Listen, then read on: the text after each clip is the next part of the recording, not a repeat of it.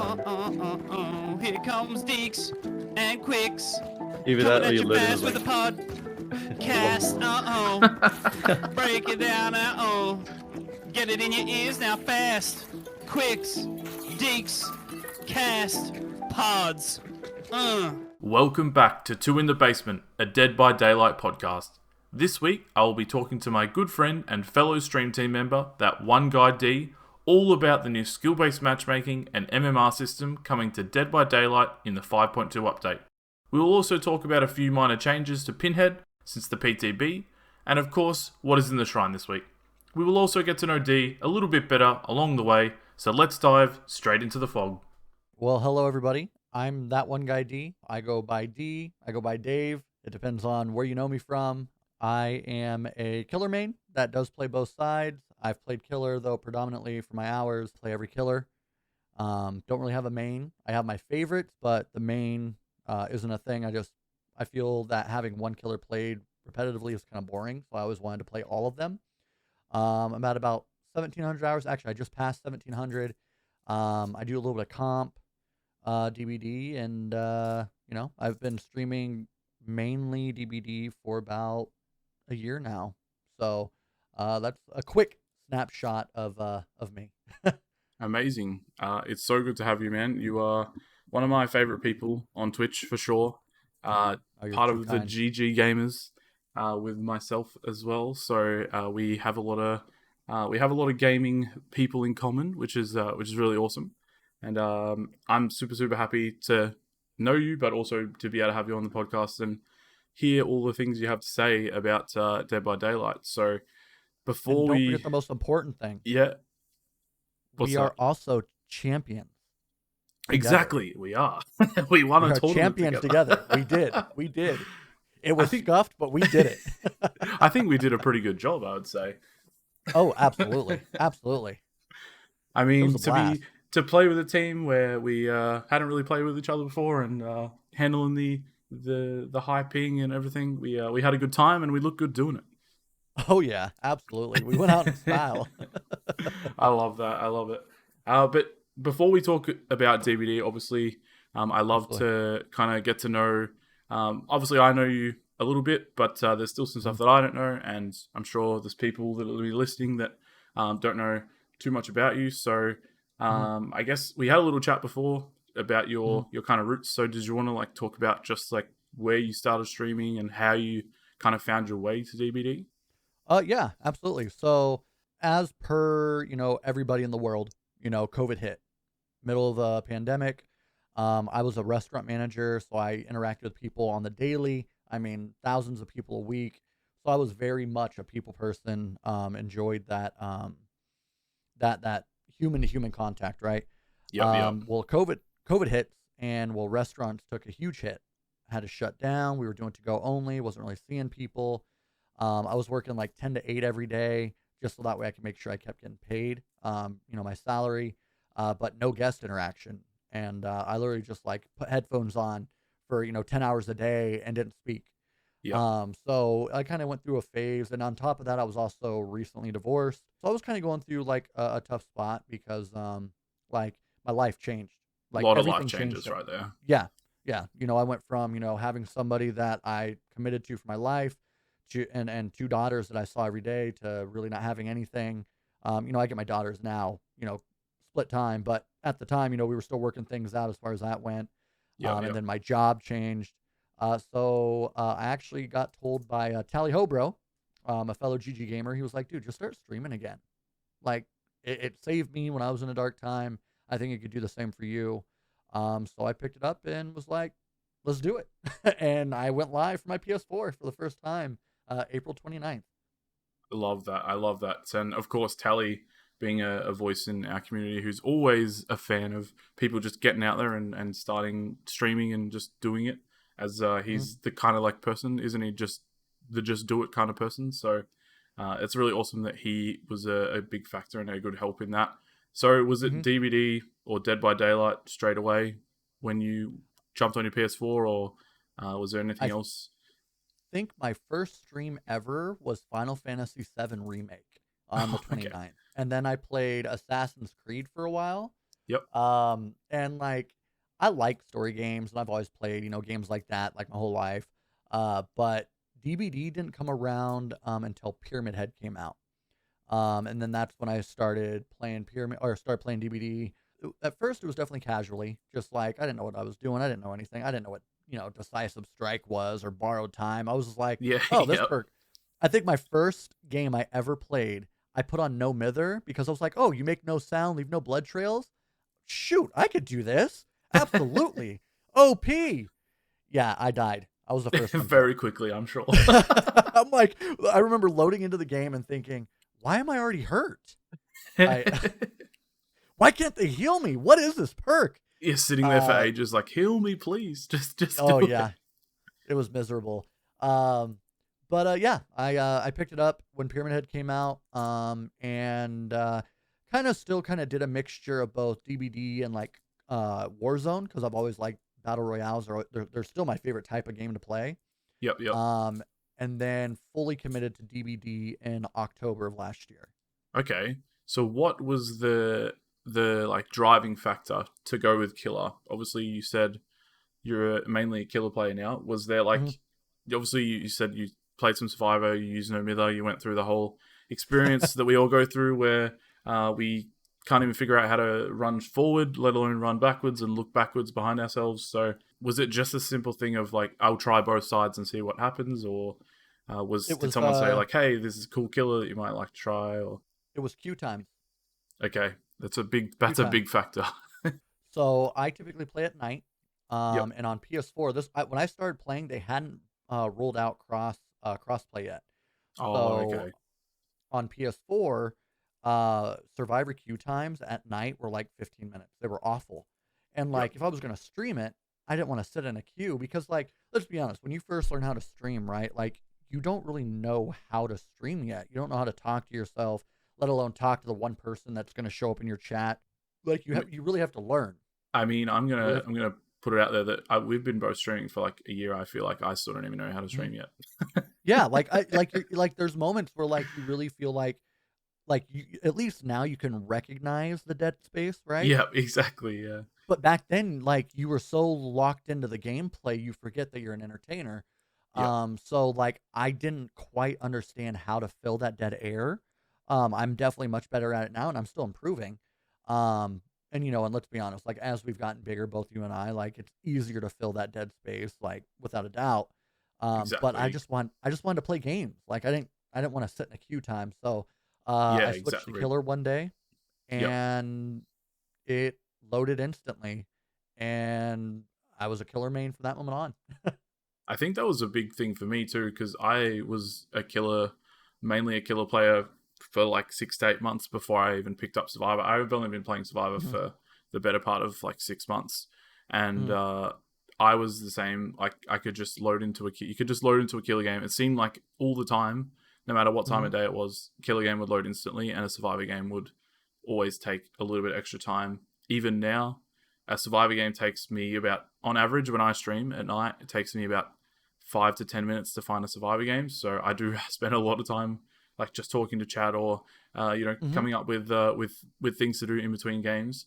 And then unfortunately 2 a.m. rolls around, which isn't too bad because I'm normally awake and streaming anyway, but 2 a.m. rolls around, and that's when the queues start getting like almost instant for Survivor. And then they go like extended for killer. So yeah, I don't know what it is. It's like all the people that want to play killer go to bed, and then I mean, it's like all the people that wanted to play Survivor go to bed, and then all the people that were playing Survivor get sick of playing Survivor and waiting in queues, and they go on killer, and then I'm there like rubbing my hands together going, yes, everyone's switched over to killer. Now I get instant queues, but it's also 2 a.m. and all the killers that running the the crazy good builds are on, and I'm having to kind of like try my hardest at 2 or 3 a.m. Oh yeah, absolutely. I mean, and don't get me wrong, like, I tried Survivor before that, but like I didn't really start playing Survivor regularly until it was April. Okay, yeah. April of this year is when I really started playing Survivor, and that was because of the comp team. Like, me and Running Man created that comp team. We didn't really have a consistent team yet. We were still trying to get people to like commit to it, so I was like, I'll play Survivor. I'll figure it out. Like I competed in a tournament that was like a solo tournament, and RM was like, "You actually kind of surprised me at Survivor," because like you play enough Killer, you kind of understand the general game sense of how to play. Exactly. Um, Yeah. so I just kind of was like, okay, I'll just play it that way. I'll kind of, I understand point systems and how to maximize your points.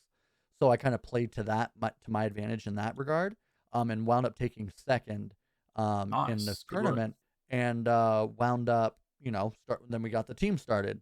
So I didn't really start focusing on playing and getting better at Survivor until it was literally the beginning of April. Have you always been like competitive when it comes to gaming though? I feel like if you did you grow up like gaming when you were younger? Because I feel like people that grow up gaming when they're younger end up being like quite competitive when they get older. I know it definitely happened for me that way. So I've actually been playing video games since before I can even remember. Yep. The first game I ever played was Mario Brothers, and I actually played the game with the controller backwards or upside down. That was just how my 3-year-old self learned how to play it. Yep. And then as I got older, I remember my dad buying me a Sega Genesis, and I always played games. So like I've always played games my whole life. But like I think my competitive side came from my dad. My dad was a power lifter, a semi-pro football player, just like all world athlete, right? So I played sports growing up. That's awesome. So I don't like to lose. If that puts in perspective, I'm competitive by nature because that's just kind of what was ingrained into me with sports. Yep. That I don't like to lose. Yeah, exactly. And that's never a bad thing. Yeah. Because I think if you don't like to lose, obviously you like to win, but I think people that don't like to lose most of the time will be able to appreciate a loss. Like the losses make the wins. I have a friend who I always talk to him, and he's like, he hates to lose as well. And I said, but you have to lose sometimes because it makes the wins even sweeter. And he's like, Oh yeah. Sounds like someone that loses all the time. I was just like, I just love that he said it. He's always joking, but I'm just like, I fully think that to appreciate a really, really good win, you have to take some L's every now and then to really like make it sweeter. Well, in my opinion, nobody is perfect, right? Yep. And you can get lucky and win all the time. You can and not be perfect. Let's be honest, right? It comes down to who makes more or less mistakes, essentially, if you're competing against somebody. And if you just happen to make less mistakes, you're going to win, but you're not perfect. Yeah. So exactly. when you lose, that's how you genuinely find your way to perfection, if that makes sense, because you're honing in your craft and you're fine tuning what needs to be done. So that's where that competitive comes from. And now I play Dead by Daylight, and I'm super competitive, and one would call it sweaty, but like I still lose. Like I'm not perfect. I don't win every game. Do I win like maybe 90% of my games? Probably. But like the losses, actually when I first started off, so anytime I faced a TTVer, I would go back and I would watch their VOD for any mistakes that I made. So that way I could learn and get better. Because I'm like, why were they able to do that? And I would watch and I'm like, that makes sense. And that I think comes from playing sports again, because you watch tape, game film, stuff like that. And it seems like kind of funny, you're watching game tape of DBD. It was like, no, like I genuinely wanted to be good at this game. People have got 8,000, 10,000 hours in this. Like I wanted to cut that curve, right, that people have in this game, because you could tell when you play somebody that's playing this game for a long time, you can't, like, they know this game inside out. So I was like trying to kind of cut that curve to catch up. Exactly, and this game is 5 years old now, so the people that have the 8 to 10,000 hours have most likely been playing the game since it came out. That's why they have the hours. But look, speaking as adults, I don't have 5 to 8,000, 10,000 hours to put into a game to balance with all my other real life stuff now. So you do have to find those ways to cut the curb. It's part of why I offer coaching and stuff for Dead by Daylight. Just it's not a thing that is like super pushed on people, but I have people come to me that say, hey, I want to learn a little bit more about the survivor side or the killer side.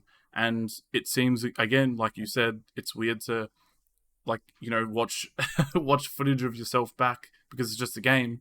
It's weird to go to someone to be like, hey, can you coach me in this like video game? But if you want to get better and it's something that you play, it's your main game, you want to have fun, and sometimes you do need to have a certain aspect of skill in a game to have fun, because it's not fun to lose constantly. Not even lose. It's just not fun to feel like you can't do anything in the game over and over again. So, yeah, I love the fact that you were doing that, because that's I do that, but mid game. I think it would be good if I could switch that off and maybe do it after games. But I'm like hypercritical during a game, so I will have a chase in a game as a survivor, and then if I lose that chase, I literally rewind my brain and I go back through the chase while I'm sitting on hook, and like try and figure out what I could have done differently or something like that.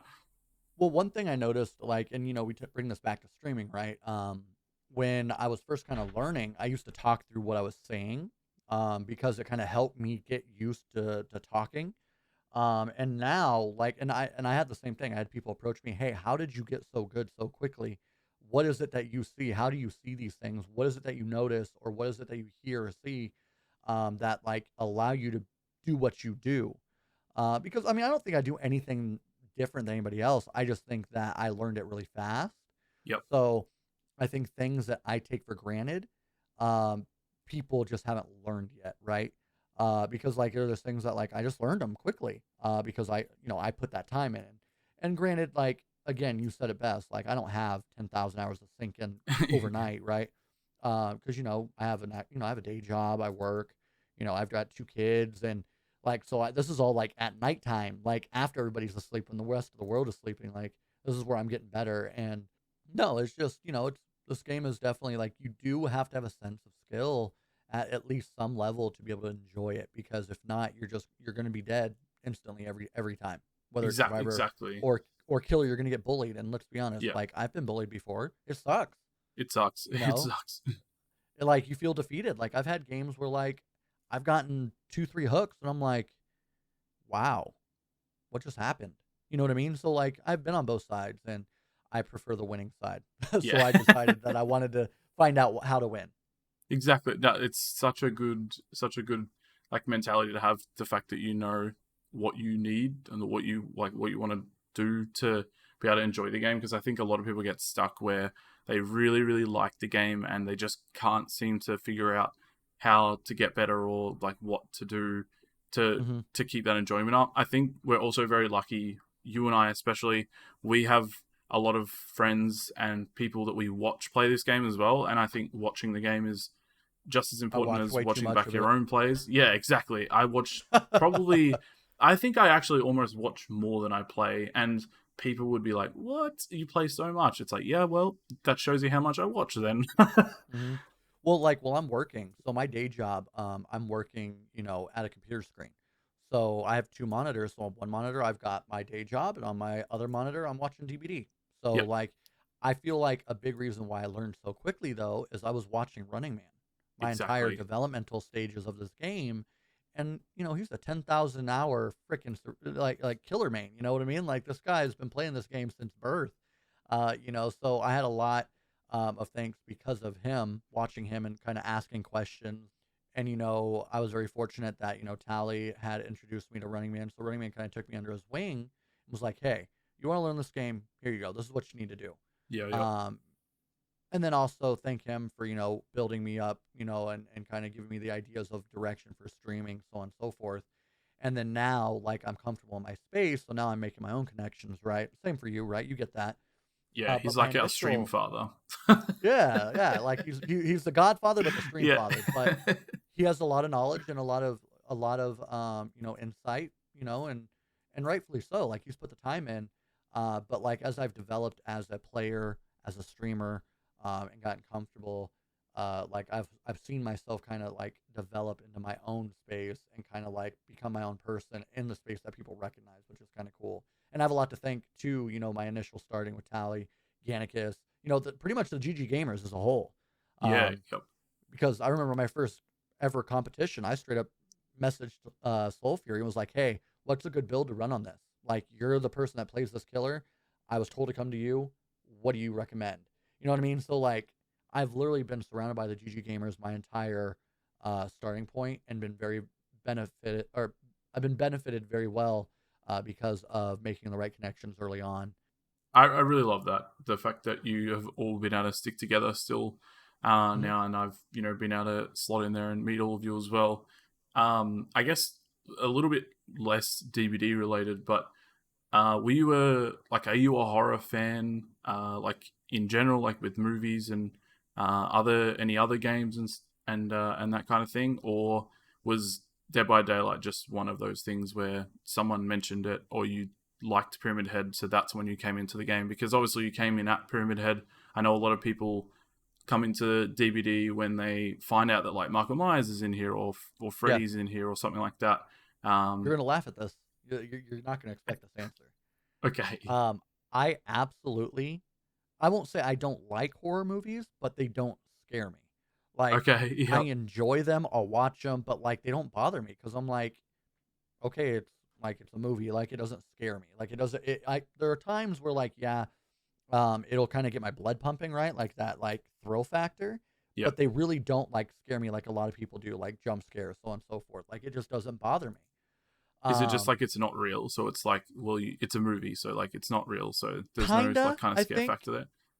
I'm also a very rational person too. So like the way my brain works, like I can rationalize like any type of feeling that I have and just kind of like not have it. If that makes sense. Yeah. So I'm a very rational person when it comes to that type of thing. So like scary movies, like I grew up watching, like my parents told me stories of how I used to climb into their closet and put on Freddy Krueger, the original Nightmare on Elm Street, and watch them as like a 2-year-old because I liked them. They didn't bother me. Yeah. Like I literally would watch them. They'd come out and be like, "What are you watching?" As blood spewing out of Johnny Depp in the bed. Like they didn't bother me. So I think it's just kind of been something that like I guess I was introduced to them early, and just never really got that scare factor. Yep. And then Dead by Daylight, I just came to it because again, it was like I have a lot to thank Tally, who's an actual in real life friend. Like I know him personally. Like we've known each other for 14 years. I have a lot to thank to him because he was like, dude, just play this. Like quit trying to play this, quit trying to play this. Like just play the game, hang out with this. And that was back when he was streaming all the time and he was doing very well. Before, he had his life situations come up and his back, break on him basically. He was at the top of it. Like he was and it was a game that you guys could play together as well. I'm assuming. Exactly. So like that's obviously a big draw to DVD in general. Yeah, playing with your friends, absolutely. Like I came up with Modern Warfare 2, in those lobbies. Like that was fun. So to be able to play games with friends again, it definitely ignited that like Modern Warfare 2 vibes. Like, oh my goodness, we're in lobbies talking trash to each other. Like absolutely.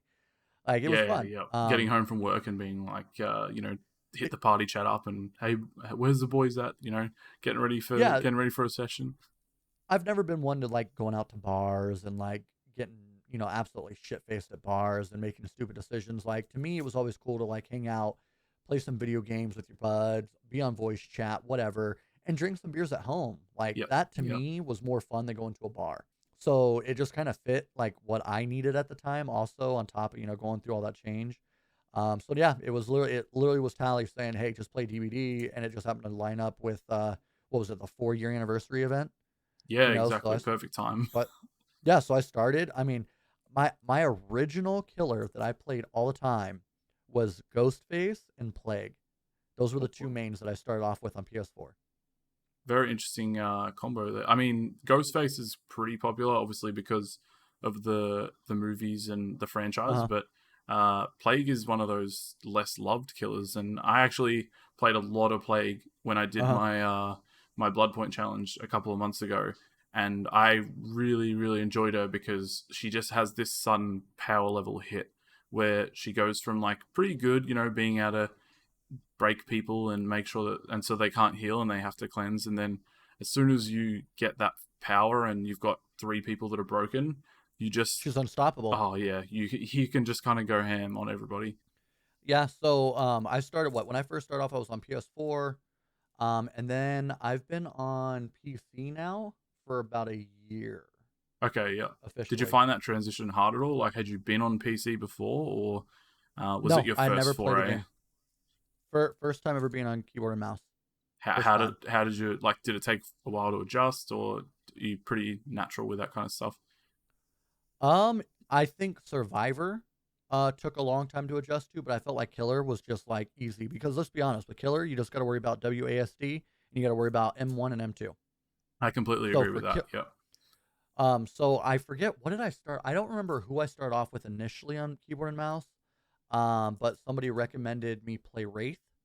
And It's a good then one. It's a good killer. I went my first probably 100 to 150 hours were all Wraith on PC. I think that's great. I think you should Yeah. have stuck with Wraith forever. Well, I no, I mean I love Wraith. I think what they did to Wraith as far as like the buffing Wraith, I thought was great because Wraith is super good and what it is people didn't know how to play him before and now he's super easy to play. So if you know how to play him the old way, now he's a cakewalk to play, right? But I we actually saw in the became tournament just how scary he is. oh yeah, absolutely. And Wraith to me, always holds a special place in my heart for two reasons. He was the first killer that I ever got to rank 1 with. Okay, awesome. So like to me, like when you're starting off, you're like rank means everything. And you and I Exactly. both know now it doesn't mean Yeah, it doesn't mean anything. But it was the first accomplishment I made in this game that like, okay, I'm up there. I'm with the big boys is what it felt like. And then, for those of you that have never heard, viewers listening, there actually is a speed running site. And I actually got my first world record with Wraith as well. Oh, So really? Yeah, you love your speedrunning, for don't you? I do. I love it. It's a fun time and like and people make fun of me. They're like, "You try for these, don't you?" I'm like, "No, I really don't. I literally just go into the game. I don't set my perk build set to do a speed run. I literally just go in with whatever build I'm playing at the time. And if the game presents me with an opportunity to get a speed run time, then I go for it. And if it doesn't, I play the game like normal. So I got my first speed run record with Wraith, and held it until they buffed him, and then I lost it a week later. Oh wow, that's kind of one of the things that I wish I paid attention to when I was playing a lot of killer, because Mhm. I definitely feel like there was some times where I would have had some pretty quick games. It's speedrunning Right? has never been a thing that I even thought. I watched a couple of speedrunning videos on YouTube for like Mhm. the history of Super Mario speedruns or Yeah. of Mario Kart and stuff like that. This guy Summoning Salt does like these really cool like recap videos of like 40-50 minute videos that have like months Yeah. of research, and I just like fall in love with those videos watching them. And I was like, you know what, speedrunning is it's still a thing that happens now, but Dead by Daylight I didn't really think. And then I saw some things popping up, I think with you and then Running Man, and Mhm. I was like, oh, okay, yeah, I definitely feel like back in the day there was some Wraith games that I probably Yeah. would have had some very very fast games, but never even knew. Oh, 100%. 100%. I actually didn't find out about the speed running until I was introduced to Spooky Loops. Okay, yep. Well, let me rephrase that. I'll take that one step back. I was introduced to Tony the Duff, and Tony the Duff introduced me to Spooky Loops. And I entered one of their community showdowns, where like it was basically like just a KYF event, but like on a big scale, right? Lots of viewers, and I was doing it more so just for like exposure. Like my name's out there, people might know who I am. Exactly. They see me play well. Like I was just trying to put in the footwork and like the hard work to like kind of get your name out there. Exactly. Yep. And Yep. one of the casters was Fosney, and Okay. he actually had the nurse record for a while. And they were talking about it. I'm like, wait, what? So I looked it up and I'm like, holy cow, there's like a whole thing about this. I'm like, I finish games fast, like, and I always have. Like, to me, like, I'm sorry, but if a game's going to end quickly, I just end it. Like, I'm not going to drag it out. Like, you've literally lost the game. I'm just going to end it, put it over with, move on to the next game. That's how I've always been. I'm the Um, same. So I think it's a good way yeah, to like, be. I don't think it's reason to yeah, drag it out. Just let yeah, them get like, I'm into a new sorry, game. I'm not gonna farm it. I'm not gonna do this. Like game's won, I'm done and over with it. Yeah, Like we if can that all means get I'm into a slugging it fresh game, and then exactly. we can start again. And to be honest with you, the fast games make you appreciate the long, legit games too. So, Exactly. Yeah. um, yeah, I got introduced to Fosney, started looking up the speedrun times, and my first speedrun time I ever put up was a nurse game at 3 minutes and 21 seconds, which is now like rank 60, by the way, on that chart. It was 17 when I submitted it. So since I've started doing the speedrunning, it's gotten more and more, eyeballs on it. So like more and more people are doing it. So I went from, having a pretty good time to like it's garbage time for nurse. And if I tried for it now, I'd probably get a much faster time. Of course, Um, yeah, because you can put the build on, you can put the haunted grounds on, yeah, you can put exactly. everything on to benefit you. I can tell you this much: I was watching, Super Alf was doing a stream yesterday Guys, or the day insane, before, and I insane. watched a couple of games.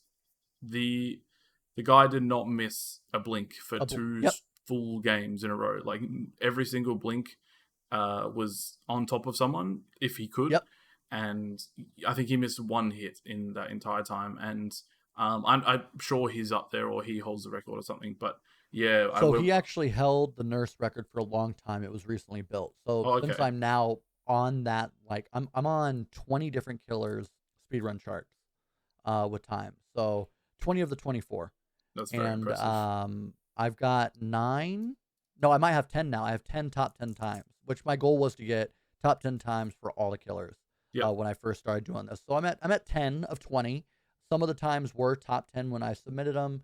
Now, as people have found it, they've dropped out. I just actually have to go back through and redo them. But yeah. So I kind of know who's at what with what killers and where they're at, and like I know I found people before I even knew they were streaming or whatnot because of that site. So it was kind of my niche when I first started streaming, because it was like, okay, what are people doing that haven't been done before? And that was kind of the thing. I'm like, F it, I'll go for this. Yeah, I And love so that. I kind of gained some, like, people knew my name because of speedrunning. Like people were like, this guy's got world records for this person, he's in top 10 for this and this and this. And it was just kind of what kind of gave me my initial boost of, viewership from, that 5 average to all of a sudden I was in the 20s regularly. You Yep. know, you know as well as anybody, that's a huge That boost, that boom that you and, get. Yeah. yeah.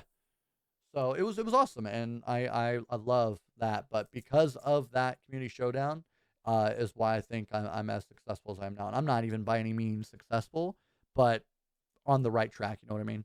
Exactly right.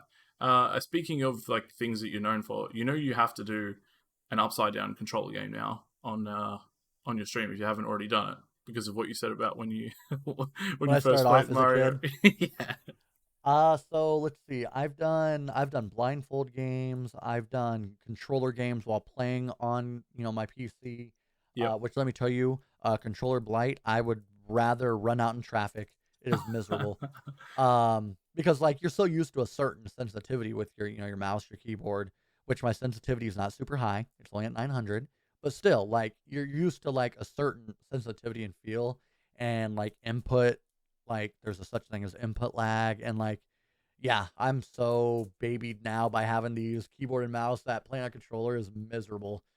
I mean, It's for so bad. me, that's just Blight in general. For me, I suck as Blight so much. I just can never get those the flicks right. I play on like 800 like DPI, and Mhm.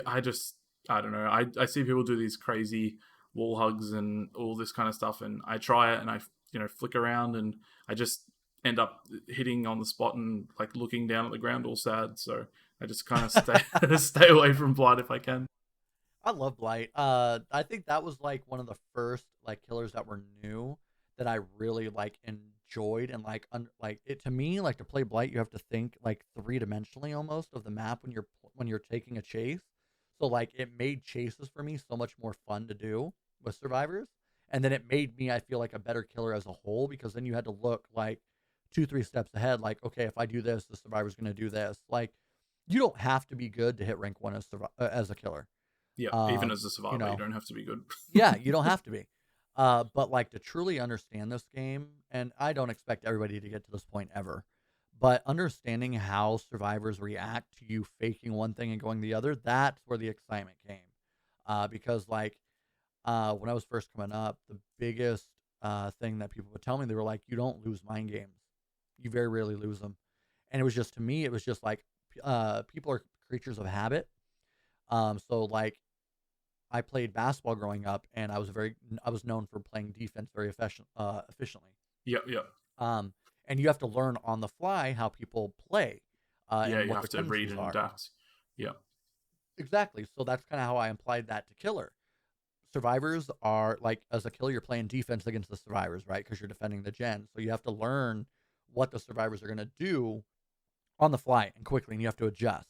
So one time they're going to take this loop this way, but then the next time they're going to try to do the same, and you have to be prepared for that. And that's just kind of where like I had fun with it and kind of learned it really quickly, because then I realized there's only so many ways you can run certain loops. Like you counter it by doing this every time. You counter it by this every time. Yep. So let me tell you, holding W is the most effective way to beat me.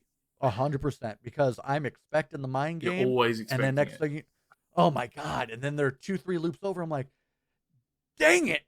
It's my favorite thing as a survivor when I know the killer, because you have to do the same thing as survivor. You have to adapt and change to what the killer's doing too. But my favorite thing to do is have a killer like yourself where they are looking for the mind game all the time, and you hold W away, and then you turn around and you go, they're looping themselves right now.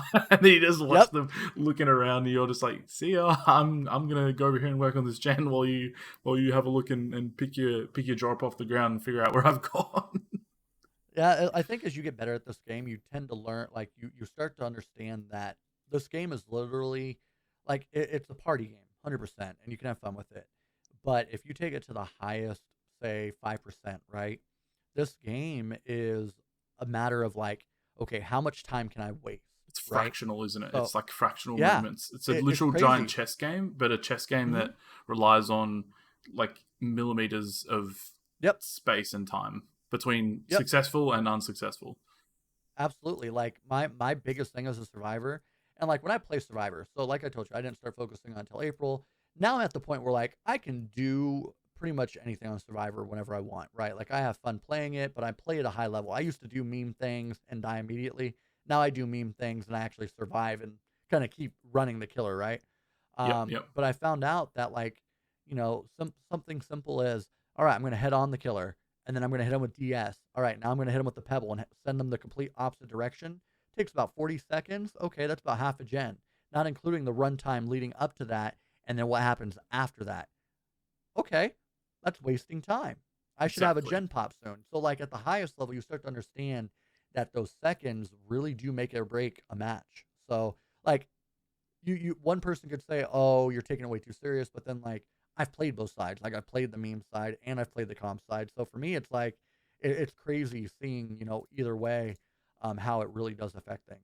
Yeah, you get that choice of where it's good to be able to have that choice where you can decide. Okay, like I think I did it the other day. I was having a couple of drinks on stream and was playing with someone else that was kind of like, they're like, all right, I'm going to bring head on and all of this. So I was like, all right, I don't really meme that much, so I'll do it too. And we were just having the best time, just with flashbangs and blast mine and the head on and just all of that. And we were still doing well, but we were dying. And the fact that you can get to a point in this game where you can literally choose to whether, even during a meme game, you can still be like, okay, we need to kind of like shape up now if we do want to escape. Yeah. The fact that you can like switch it on and off, I love that about this game, because it doesn't ever really feel, there's times where it feels lost, but I feel like it doesn't ever really feel lost if you're playing with a bunch of competent people that you're friends with. Even when you play with some random people, you can potentially get that, but it always feels like there's a chance. Even when you play killer, it always feels like, for me anyway, there's always a chance, because it's not always a chance at a 4K.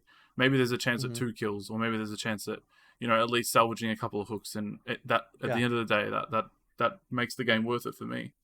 Well, I just feel like no game is the same, and to me, like, I'm not a big fan, like, Call of Duty. I liked Warzone or the BRs because not every game was the same, right? There was, because whenever there's a human variable in something, it's never going to be the same.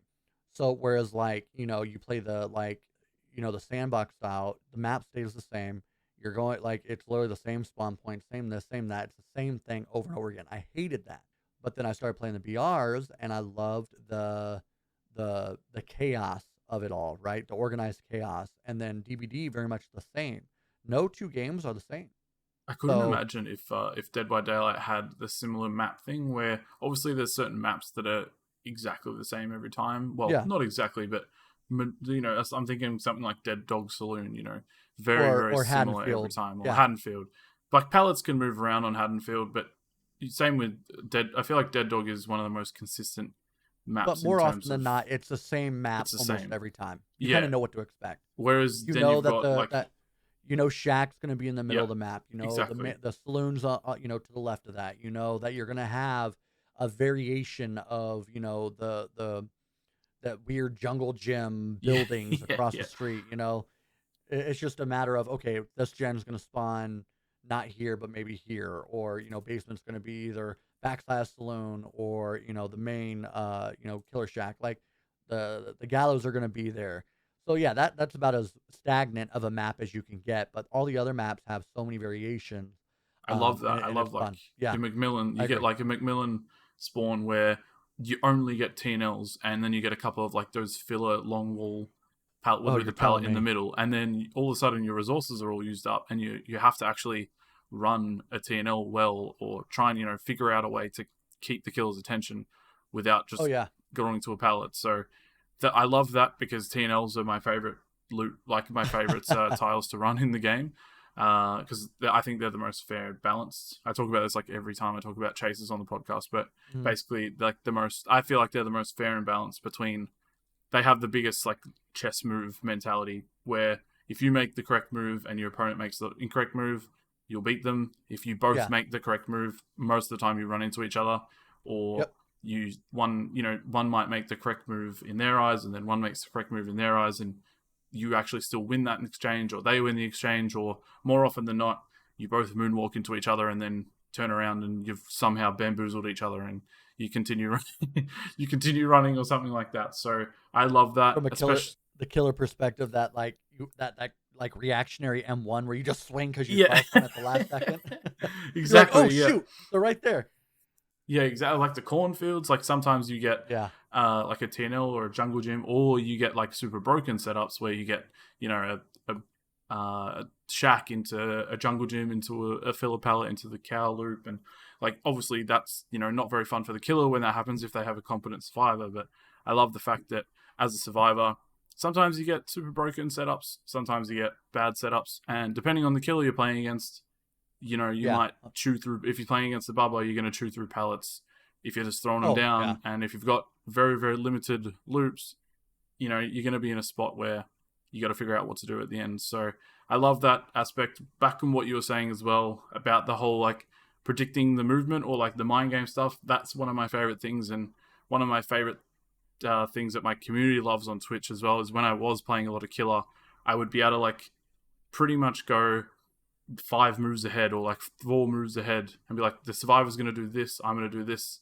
then the survivor's Mhm. going to do this, I'm going to do this, and they would watch it unfold and be like, how did you know that? Yeah. Oh, 100%. I do the same thing. I'll be like, Survivor's gonna do this next. I'll catch him right here, and then boom, it happens, and everybody's like, "How did you know? Like, really? How did you know?" And I say, No, I didn't know, I just made an educated or like yeah. a you know, a somewhat assumption, and sometimes your assumptions are very wrong, and you pay for it, as you said, like, you know, they just hold W and they run away. But then sometimes when you get that assumption or that guess exactly right, oh, there's nothing Oh, it's sweeter so than, good. Yep. or just, you know, absolutely seeing, you can almost see the fright in the person's eyes when you just catch them completely off guard. Oh yeah. I mean, there's so many things, and I mean, I can genuinely say like, and you know, and this will lead into like, you know, talking about the update and what's coming up, but like, I genuinely like this game. And I won't even say like, I love this game. Like, I Yep, don't think I've ever put this many hours into any game ever. And the reason why I'm able to do that without feeling stagnant or bored is because of that excitement level of being able to do things like that, as you said, and like truly understanding this game. And, you know, and not everybody has to be that way and understand it to that level to have fun with it. Um, but, you know, this game's genuinely a lot of fun, and I'm glad I found it without a doubt. exactly. And as you said, a great segue into what we can actually talk about today that's been going on with Dead by Daylight is I feel like we could just talk about anything all day. we Like could, we we've always could. gotten along very well. So like we could just vibe and talk. But you know, let's get to the meat, the meat after Exactly. the potatoes. You know. Exactly. We got to give them we got to give them something to go away with and stew over. So we are going to be talking about of course the latest developer updates. So Dead by Daylight released the developer update as they do. I actually don't know how often they do these developer updates, but they come, every couple of months or every month or something. They come in and just give us a bit of information about what the developers are actually doing and kind of what they're getting up to. They've started to do them a bit more often, I think, compared to what they used to, because we always cry out for transparency and just information. Yeah.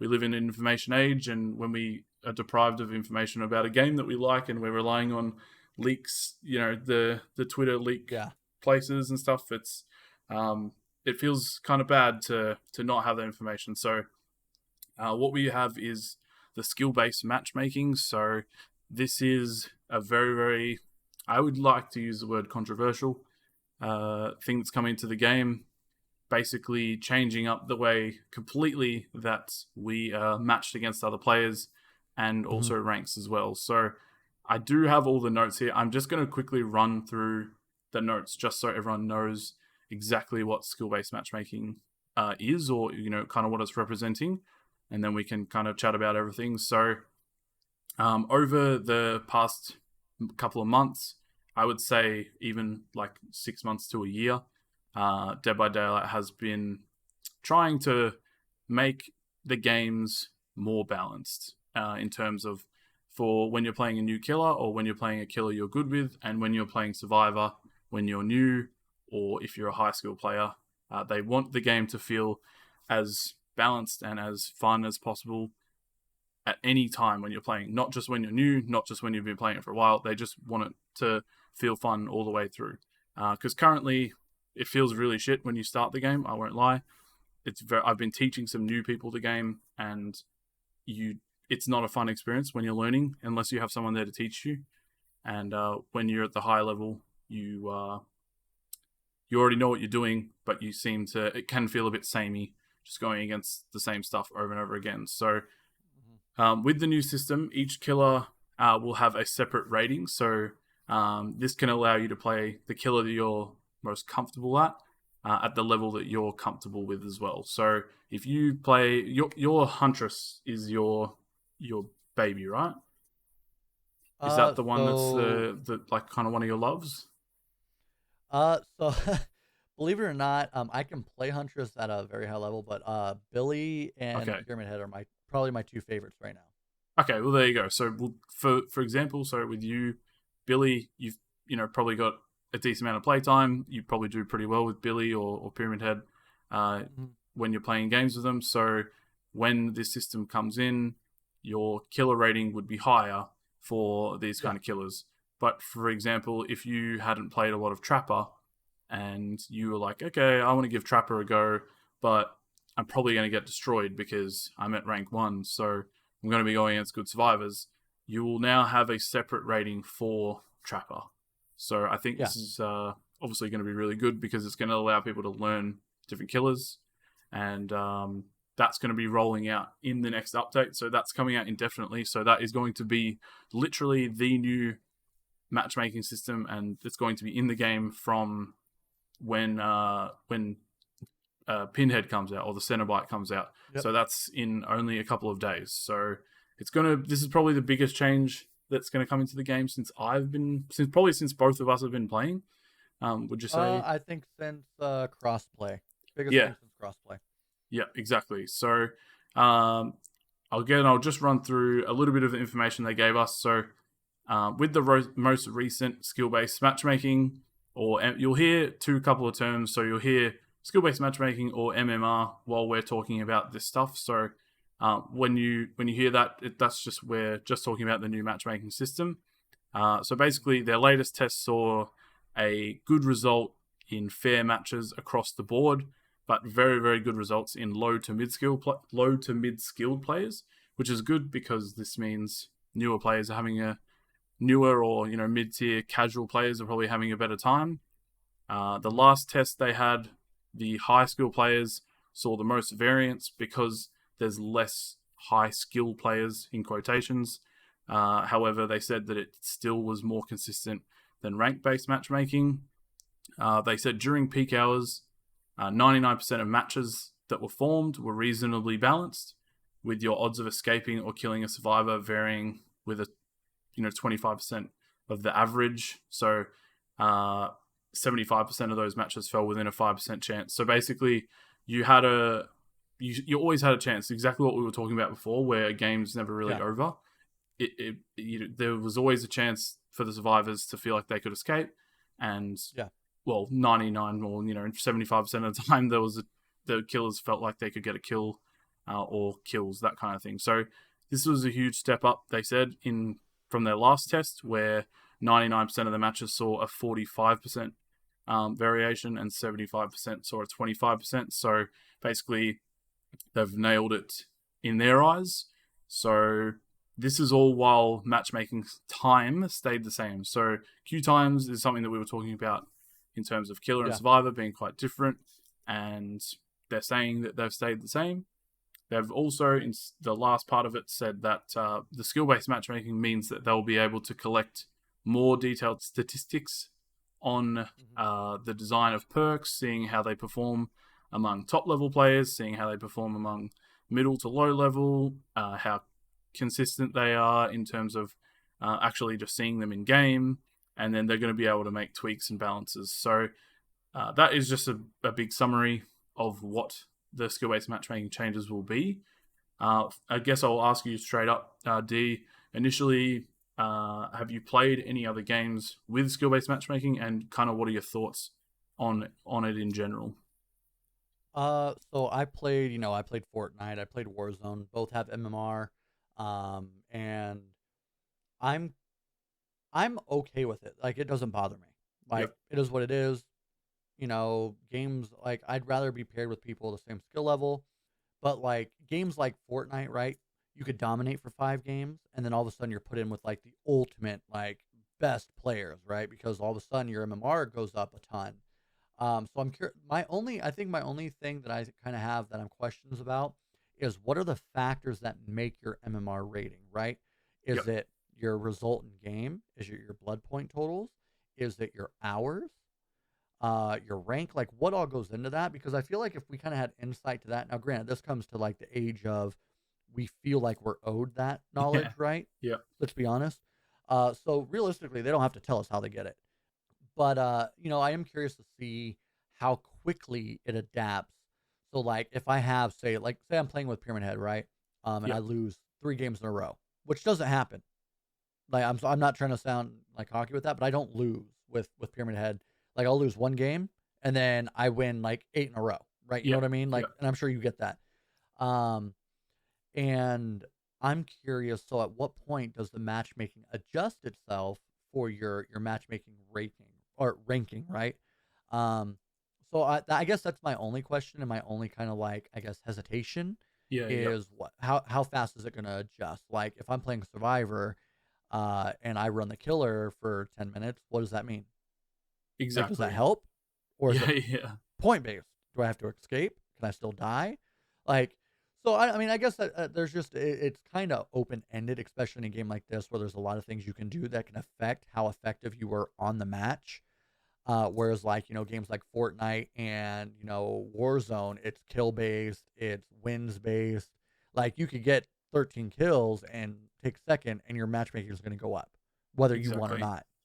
So I'm just more so, I guess I want to know, like, but I'm also a numbers guy, so I kind of want to know what the numbers are.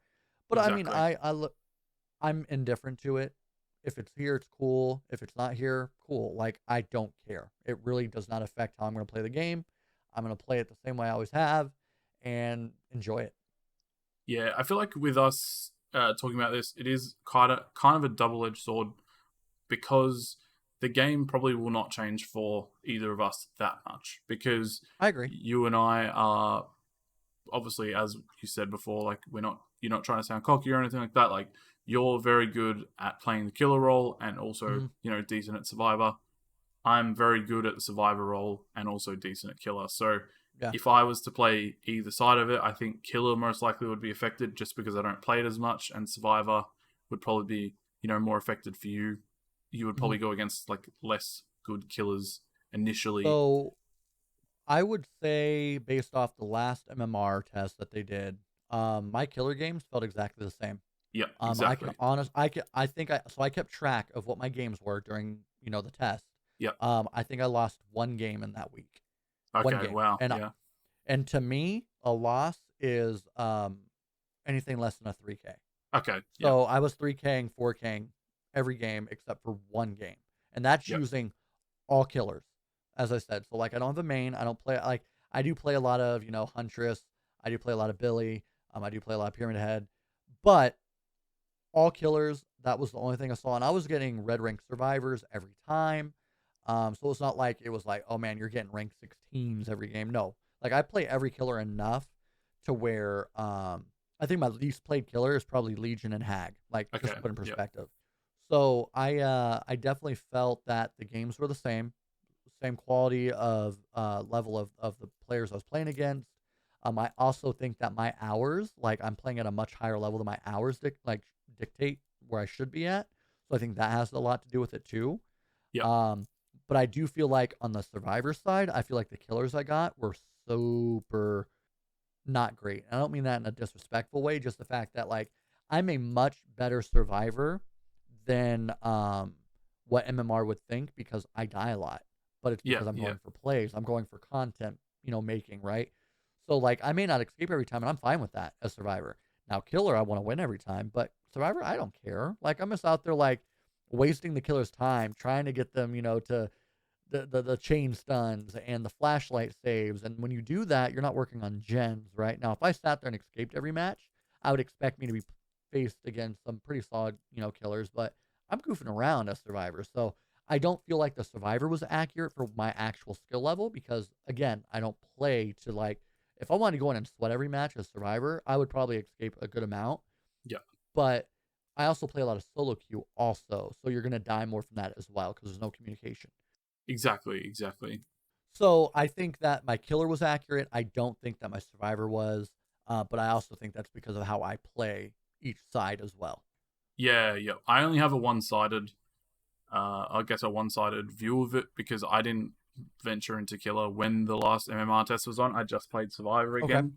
But again, as you said, my survivor games, just like your killer games, they felt exactly the same. On average, when I do a 5, 6, 7 hour stream or game session, for me, a win as a survivor is not depipping. I don't care about escaping.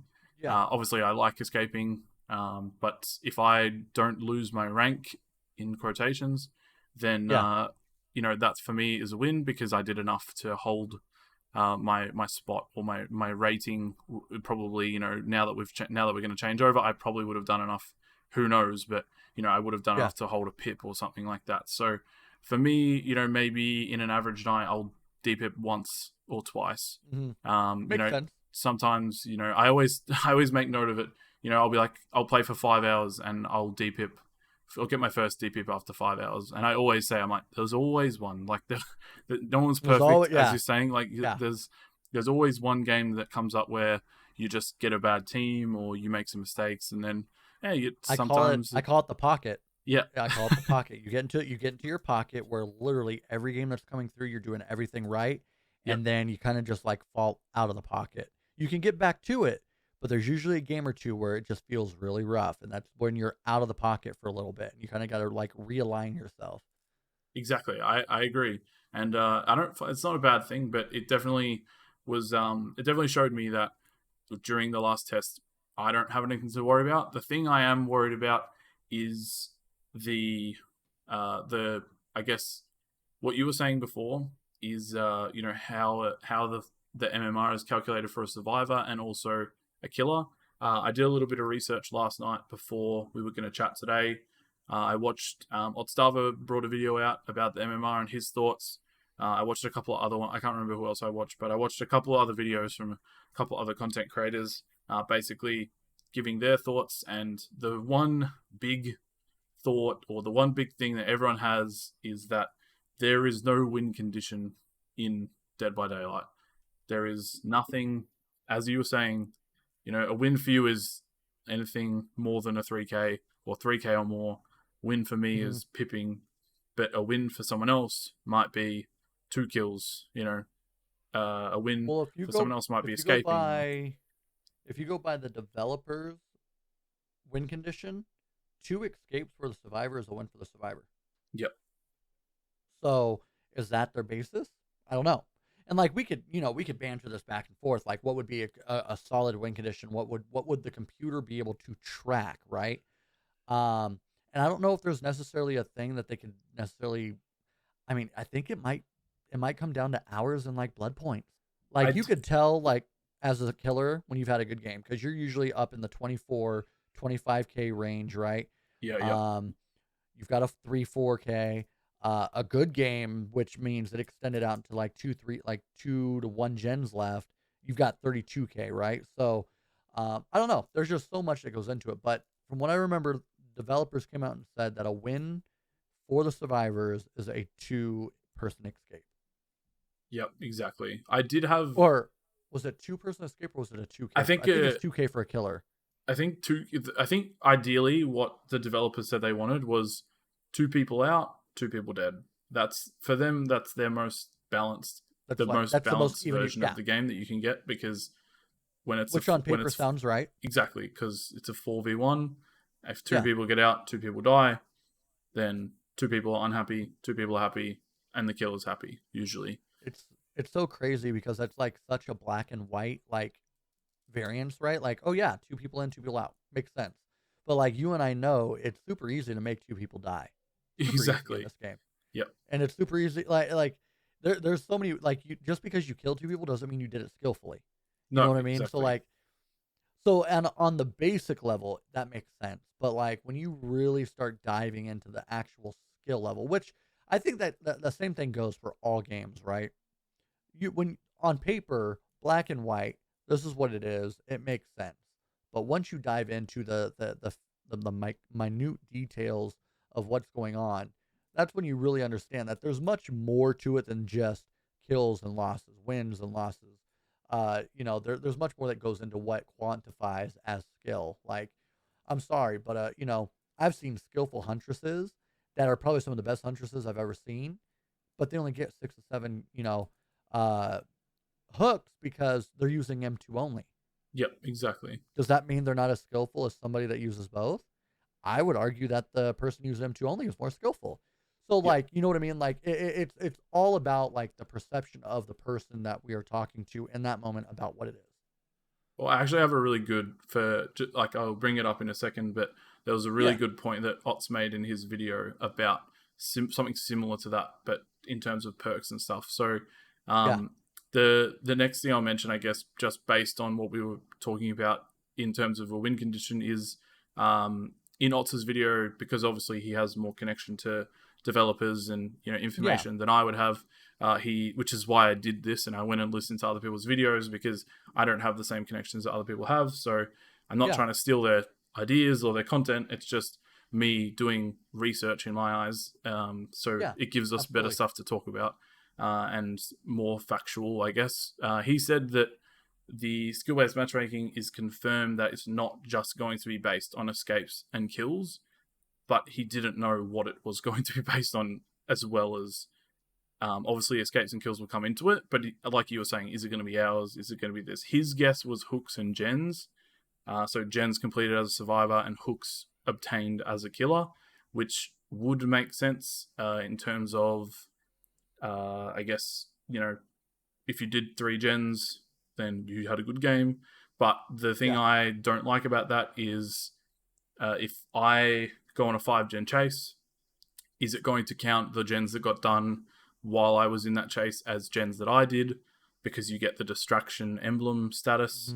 Or is it going to be, okay, well, you sucked in that game because you didn't do any gens and your killer caught you and face camped you and you died on your first hook and you didn't escape. I think it's definitely much more complicated for Survivor because there's so much more you can do as a Survivor opposed to a killer. Yeah. It's easy to get 1 kill as a killer. I mean, let's be honest. Like, you can get 1 kill really quick. It takes 2 minutes. You can get a kill as a killer. You just stand there once you put them on the hook. Exactly. That's my point. Like, it's super easy. But as a Survivor, and I've always said this since I started playing the game, I feel Survivor is much harder. Much harder to be good at. Killer, it's not hard to get at least passable as a killer. But as a Survivor, it's hard to be good and to win because there are so many variables that come into it. You're depending on 3 other people. And that's another reason why I like leaned more to killer, because I only had to myself to worry about if I did Yep, something wrong. I'd have to worry exactly. about all of a sudden, like, oh, well, I died on hook because nobody came to save me, which happened. Yeah, it's all on And you. that happens still. Yeah. Like killer is on me. If I make a mistake, it's because I made a mistake, not because somebody else made a mistake that cost me. So, oh, there's a lot of ways. I think until we know what the actual formula is, there's going to be a lot of Sadly, I questions don't think we and will know. That's the thing. yeah. That you never know. I don't think you ever know. Like I play a lot of Rocket League. Mhm. Your MMR is hidden on that game. There is certain things on PC that unlock it, and you can actually see it as a number, and you can watch it go up and Yeah. down. But there's nothing that tells you what brings it up by 12 points or what Yeah. brings it up by 10 points. Same with I, they just introduced skill-based matchmaking into Hunt Showdown, and there is nothing that kind of tells you, I guess, I don't think there's anything in that game that kind of tells you what brings your MMR up by 5 points or 1 star or, whatever it might be. I'm not Because, gonna lie. I would love to be able to see what like my hmm, MMR is like going in. Like I think like at the bare minimum, I don't care about the rest of it, how they calculate it. I'm just gonna play like as I told you and you agreed. Like I'm just gonna play the game the way I play the game. yep. Whether I win or lose, that is how it is. What it is. I just want to know what the number is. Like I'm curious. Like okay, what am I considered? Am I like I don't know. Maybe that's the competitive side of me. But I want to know like what is my rank? Like, am I a platinum killer? Am I a bronze survivor? You know what I mean? Like, I'm genuinely curious. Yeah, and I think that, the other thing we're going to have to talk about is the new grade system, and that is part of their way of showing you or giving you an insight somewhat into your MMR or your ranking. Because when you think about it, if you're at rank 1 now, at rank reset, Hmm. you go back to rank 5. It's not hard to Yeah, go from rank 5 back to rank 1.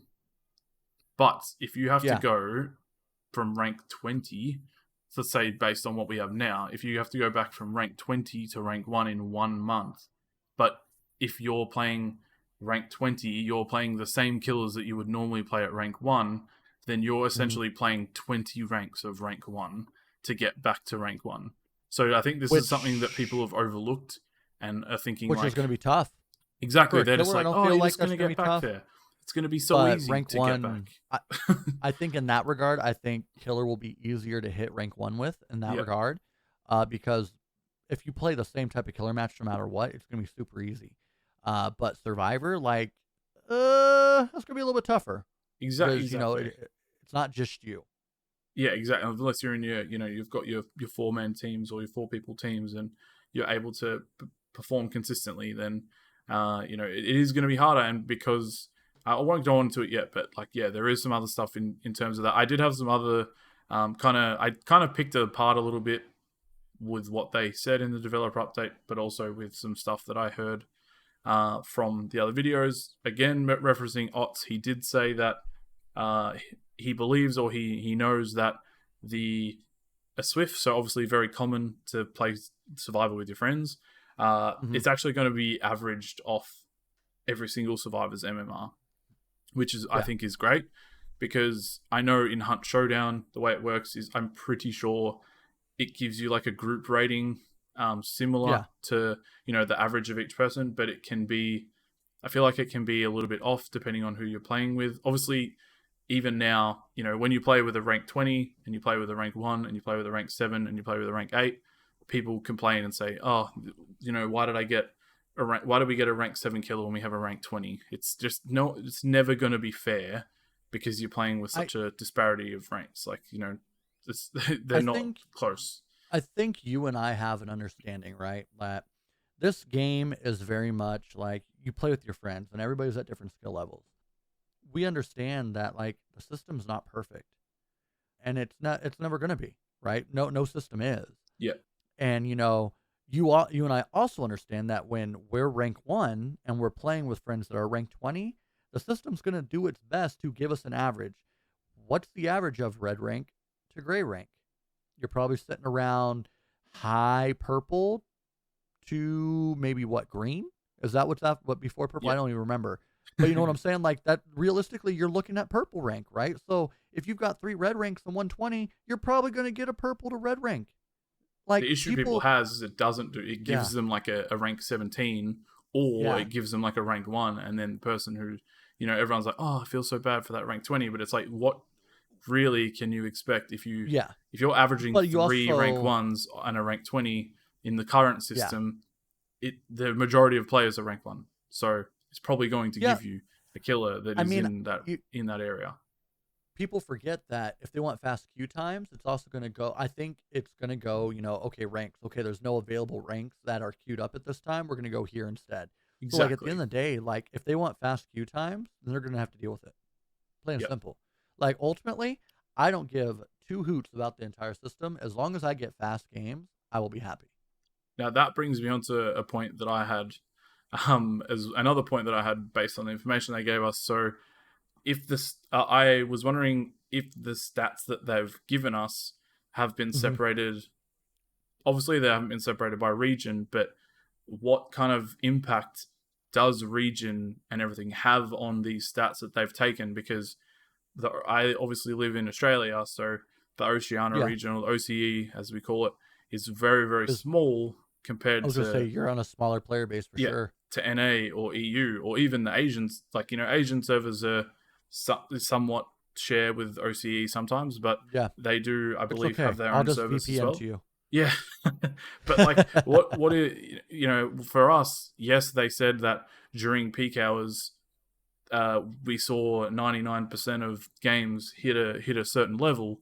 But is that in NA, or is that in EU, or is that across the board?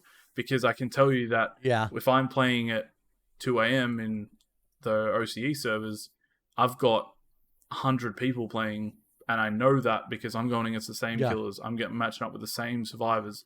I don't know what's 100 being. It's small. It's a small... I know pretty much everyone I'm going up against. I very rarely play the same people more than 2-3 times.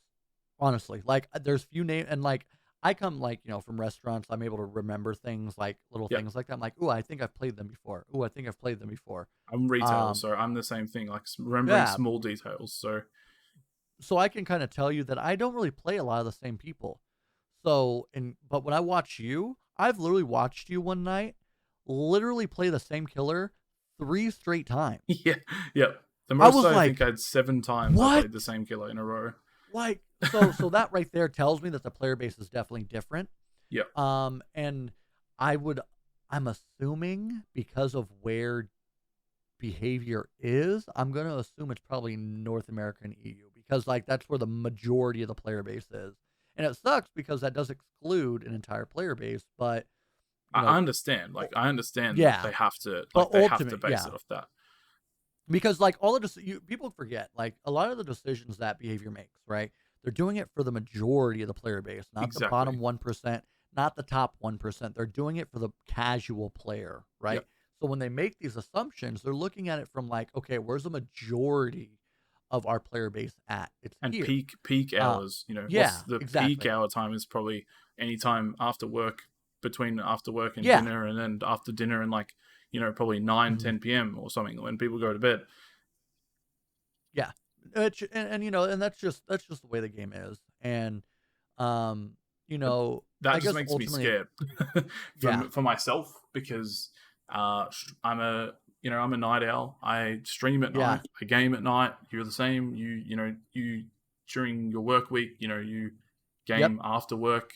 On the weekends you get to do it during the day or in the morning. But it's still is this gonna make my queues even worse than they are, because of my MMR rating is gonna be a certain level, and I'm gonna probably not, because I'm gonna be going against the same killers who have a high MMR anyway. As I said, my game didn't really change. For you, just if I'm thinking about it, because of the availability in your servers, which that's the other thing. Am I going to be is the MMR based per server also? Because, it's, NA West, NA East. Okay, so am I only going to get paired against people and whatever MMR in East, or is it overall to allow for a better, quicker queue time? Now, ping's probably going to be an issue, but you get what I'm saying? Like, so is that going to be like, is it going to be more of a region based opposed to like time zone based, I guess? I mean, Yeah, what would be the difference there? Because if you get, some of the like Asian countries and you get some of their, players in yours, are you going to get all of that in your MMR? Or are you only going to get Oceanic? Am I going to get NA West or am I only going to get NA East? Is EU? I mean, EU kind of just gets all EU. They get Romania and, Yeah. and that and the other, but you get the point. Like the point being, like what's their they get like what's going to be associated with that as well. So I mean, there's a lot of questions, and I don't think we're ever going to have all the answers, and we can all speculate. But I think at the end of the day, like I'm actually excited for it just because like maybe it's because I've played the game at the highest level and I've played at the casual level, and you the same. Like you've played in comp as well. Yeah. And to me, it's just like you just have to adapt, right? And I understand why some people are upset about it. Some people just want to play this game to relax. But if you think about it, if MMR does what it's supposed to do, if you play this game to relax, then you're going to get relaxed kind of games, right? You're going to be able to goof around if that's how you always play it. Now, if you sweat your balls off every game, then you're going to get out there and you're going to have to sweat every game. So realistically, how you normally play is going to be what you get in MMR. And I think people forget that. They're assuming they're going to get paired against sweat squads every day. And I think that the only teams that are really going to struggle from that are the people that, queue up all four-man Swift every game and escape every match. Yeah, they're probably going to see a major influx in skill level. But I think your average player is probably going to get fit right where they should be. And I think that all the extra complaining that's going on, because there's a lot of complaining around it. And, cool, say your piece, speak your truth, whatever. But, like, ultimately, you're not going to be able to fix it. You could play on you want. It's coming, and it's staying. They've been testing it since I came into the game. You know what I mean? Like, it's going to be here. So either you're going to leave the game, which I think a lot of people have threatened to do. I don't think they're actually going to do it, because everybody complains. Like, remember when hit validation was so bad? There was a moment there where, like, it was miserable. Even then, I like, honestly I never didn't want to keep playing at that point. I was. Oh, I remember. Everybody was at that playing point. some other games, Hunt Showdown. I was like trying there out was some a lot other stuff. That was probably the worst point that I have seen of this game. Is it the worst point that ever has happened? I don't know. I can't speak to that. But from my point, it was the worst. And you know what? I'm very much like my mindset in life, let alone in a video game, is I don't worry about the things I can't control, and I control how I react to the things I can't. Yep, exactly. Right? Did I say that right? I control how I react to things. Yeah, okay. Making sure. Point being, like, it's coming to stay. So what are you going to do? Are you going to adapt, or are you just going to put it down? Make a choice. Yeah. I'm going to adapt. Like, I love, like, and you and I both agree. I love this game. You love this game. I'm just going to play the game. And whatever happens, happens. I think most people are going to adapt in quotation marks and continue to complain as they normally do. And we're just going to have the same entitled survivor and killer kind of complaints, and DBD community and DBD Twitter and all of that will take their pitchforks out and have what they have to say, which is sometimes a good thing, sometimes a bad thing. But absolutely, I don't know how many, like, if you've listened to any podcast episodes previous, but there is basically, I have a habit of saying this every time we talk about things that the game is, the developers are adding or taking away or trying. I simply am excited for the MMR because it's something new, like you said, and they are trying something. So this is becoming like a broken record thing that I say, but basically I like when games don't rest on their laurels, and I like when they try different things. They've tried new perks, ideas with, Scourge Hook. They're going to be bringing boon totems in soon for survivors. Yep. They are actively trying to make the gameplay experience better by doing an MMR system. Whether it works or whether it doesn't, that remains to be seen. But I can guarantee you that if their game starts dying because the MMR system is in the game, they'll get rid of it. Figure out a way to change 100%. it, or they will have a, I mean, they probably don't have a revert button because, Billy would have been reverted, I guess. if they did.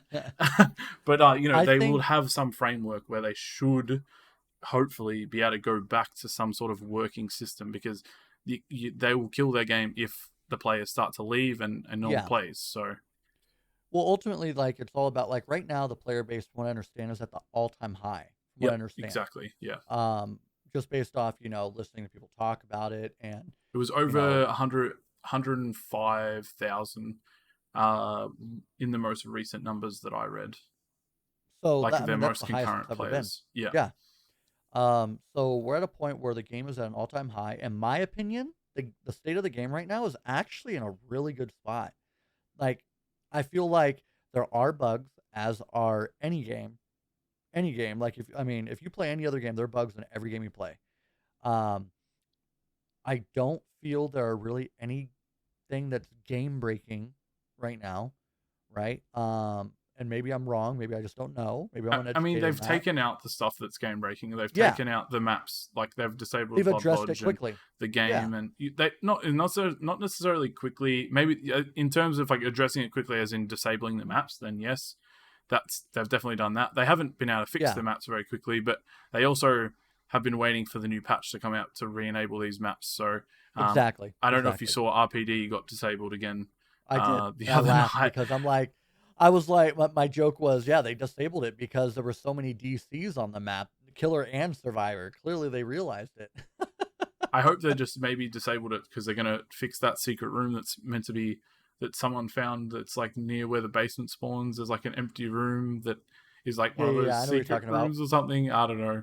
Well, no, they disabled it because there's a way you can get outside of the map. I did actually see the TikTok Yeah, of that girl who was running around as who like Jane ran around the outside of the map. outside. Yeah, Yep, yeah, yeah. yep.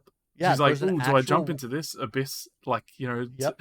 she's like, "Nah." Yeah. She's like running around the cop cars. She's trying, and then she just was like, "Maybe I'll run back into the map," and then just escapes Yep. in the middle of the game while the gens are Yep. still there's still gens up. Yeah. So I mean, I look at it this way more so on the fact like the game's in good state. They're introducing MMR or MMR. Wow, MMR. Um, I think that 80% of the player base is going to see an increase in playability. So when I say that, I mean they're going to enjoy what they're playing. It's not going to be as sweaty. Like you have some groups that come in and just want to play casual and they get me as a killer. Let's be honest, right? Yep. It's not fun for them. It's not like because I'm not going into the game to have fun. Like let me rephrase that. I have fun when I play because I enjoy playing hard and winning, right? But they're wanting to come in and just kind of casually like go through loops and like not really mind game and just like play the game on a basic level, right?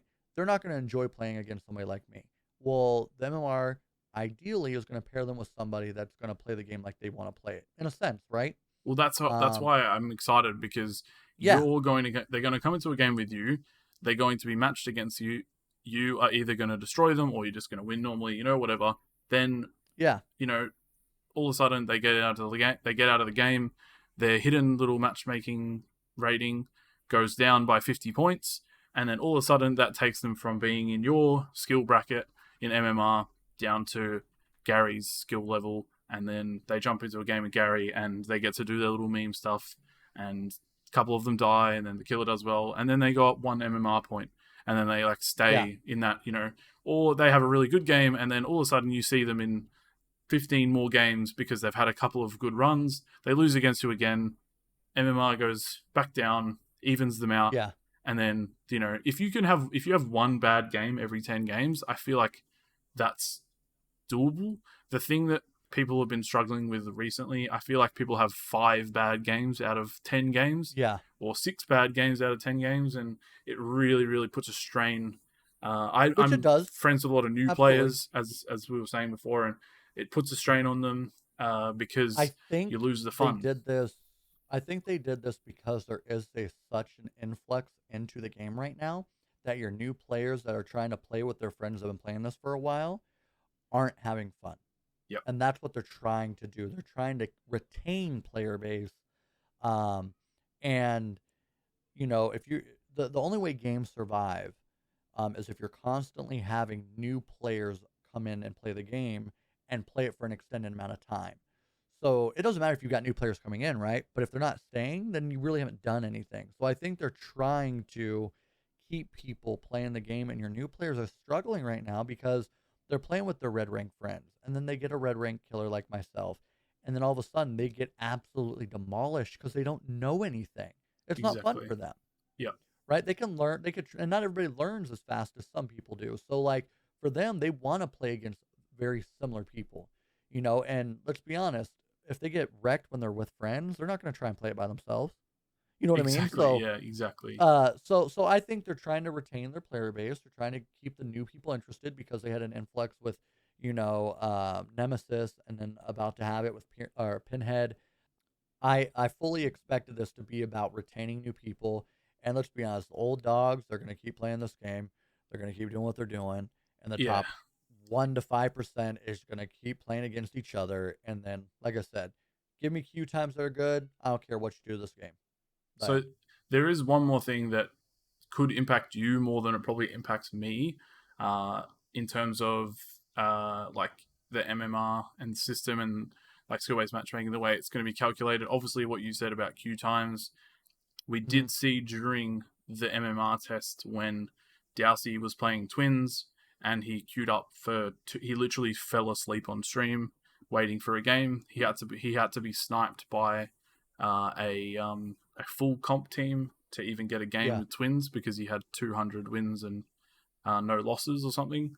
Obviously, that's a ridiculously high number that will probably never be reached. You're literally looking at the point. You're looking at the 0.1% of this game. But the reason I bring that up, is Yeah. because in Otz's video, he was talking about how effectively, well, from what we can see, there is no ceiling that we know of to the MMR. So when I'll bring up a game like Hearthstone. So Hearthstone has a ladder system where you go like certain ranks, and then once you reach rank 1 or platinum or whatever, masters, you hit legend type deal.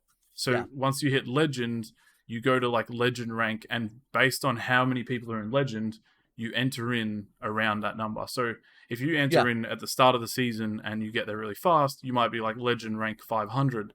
But if you enter in later in the season, you might be legend rank 150,000. But the MMR or like your matchmaking will be harder based on obviously the higher up you get.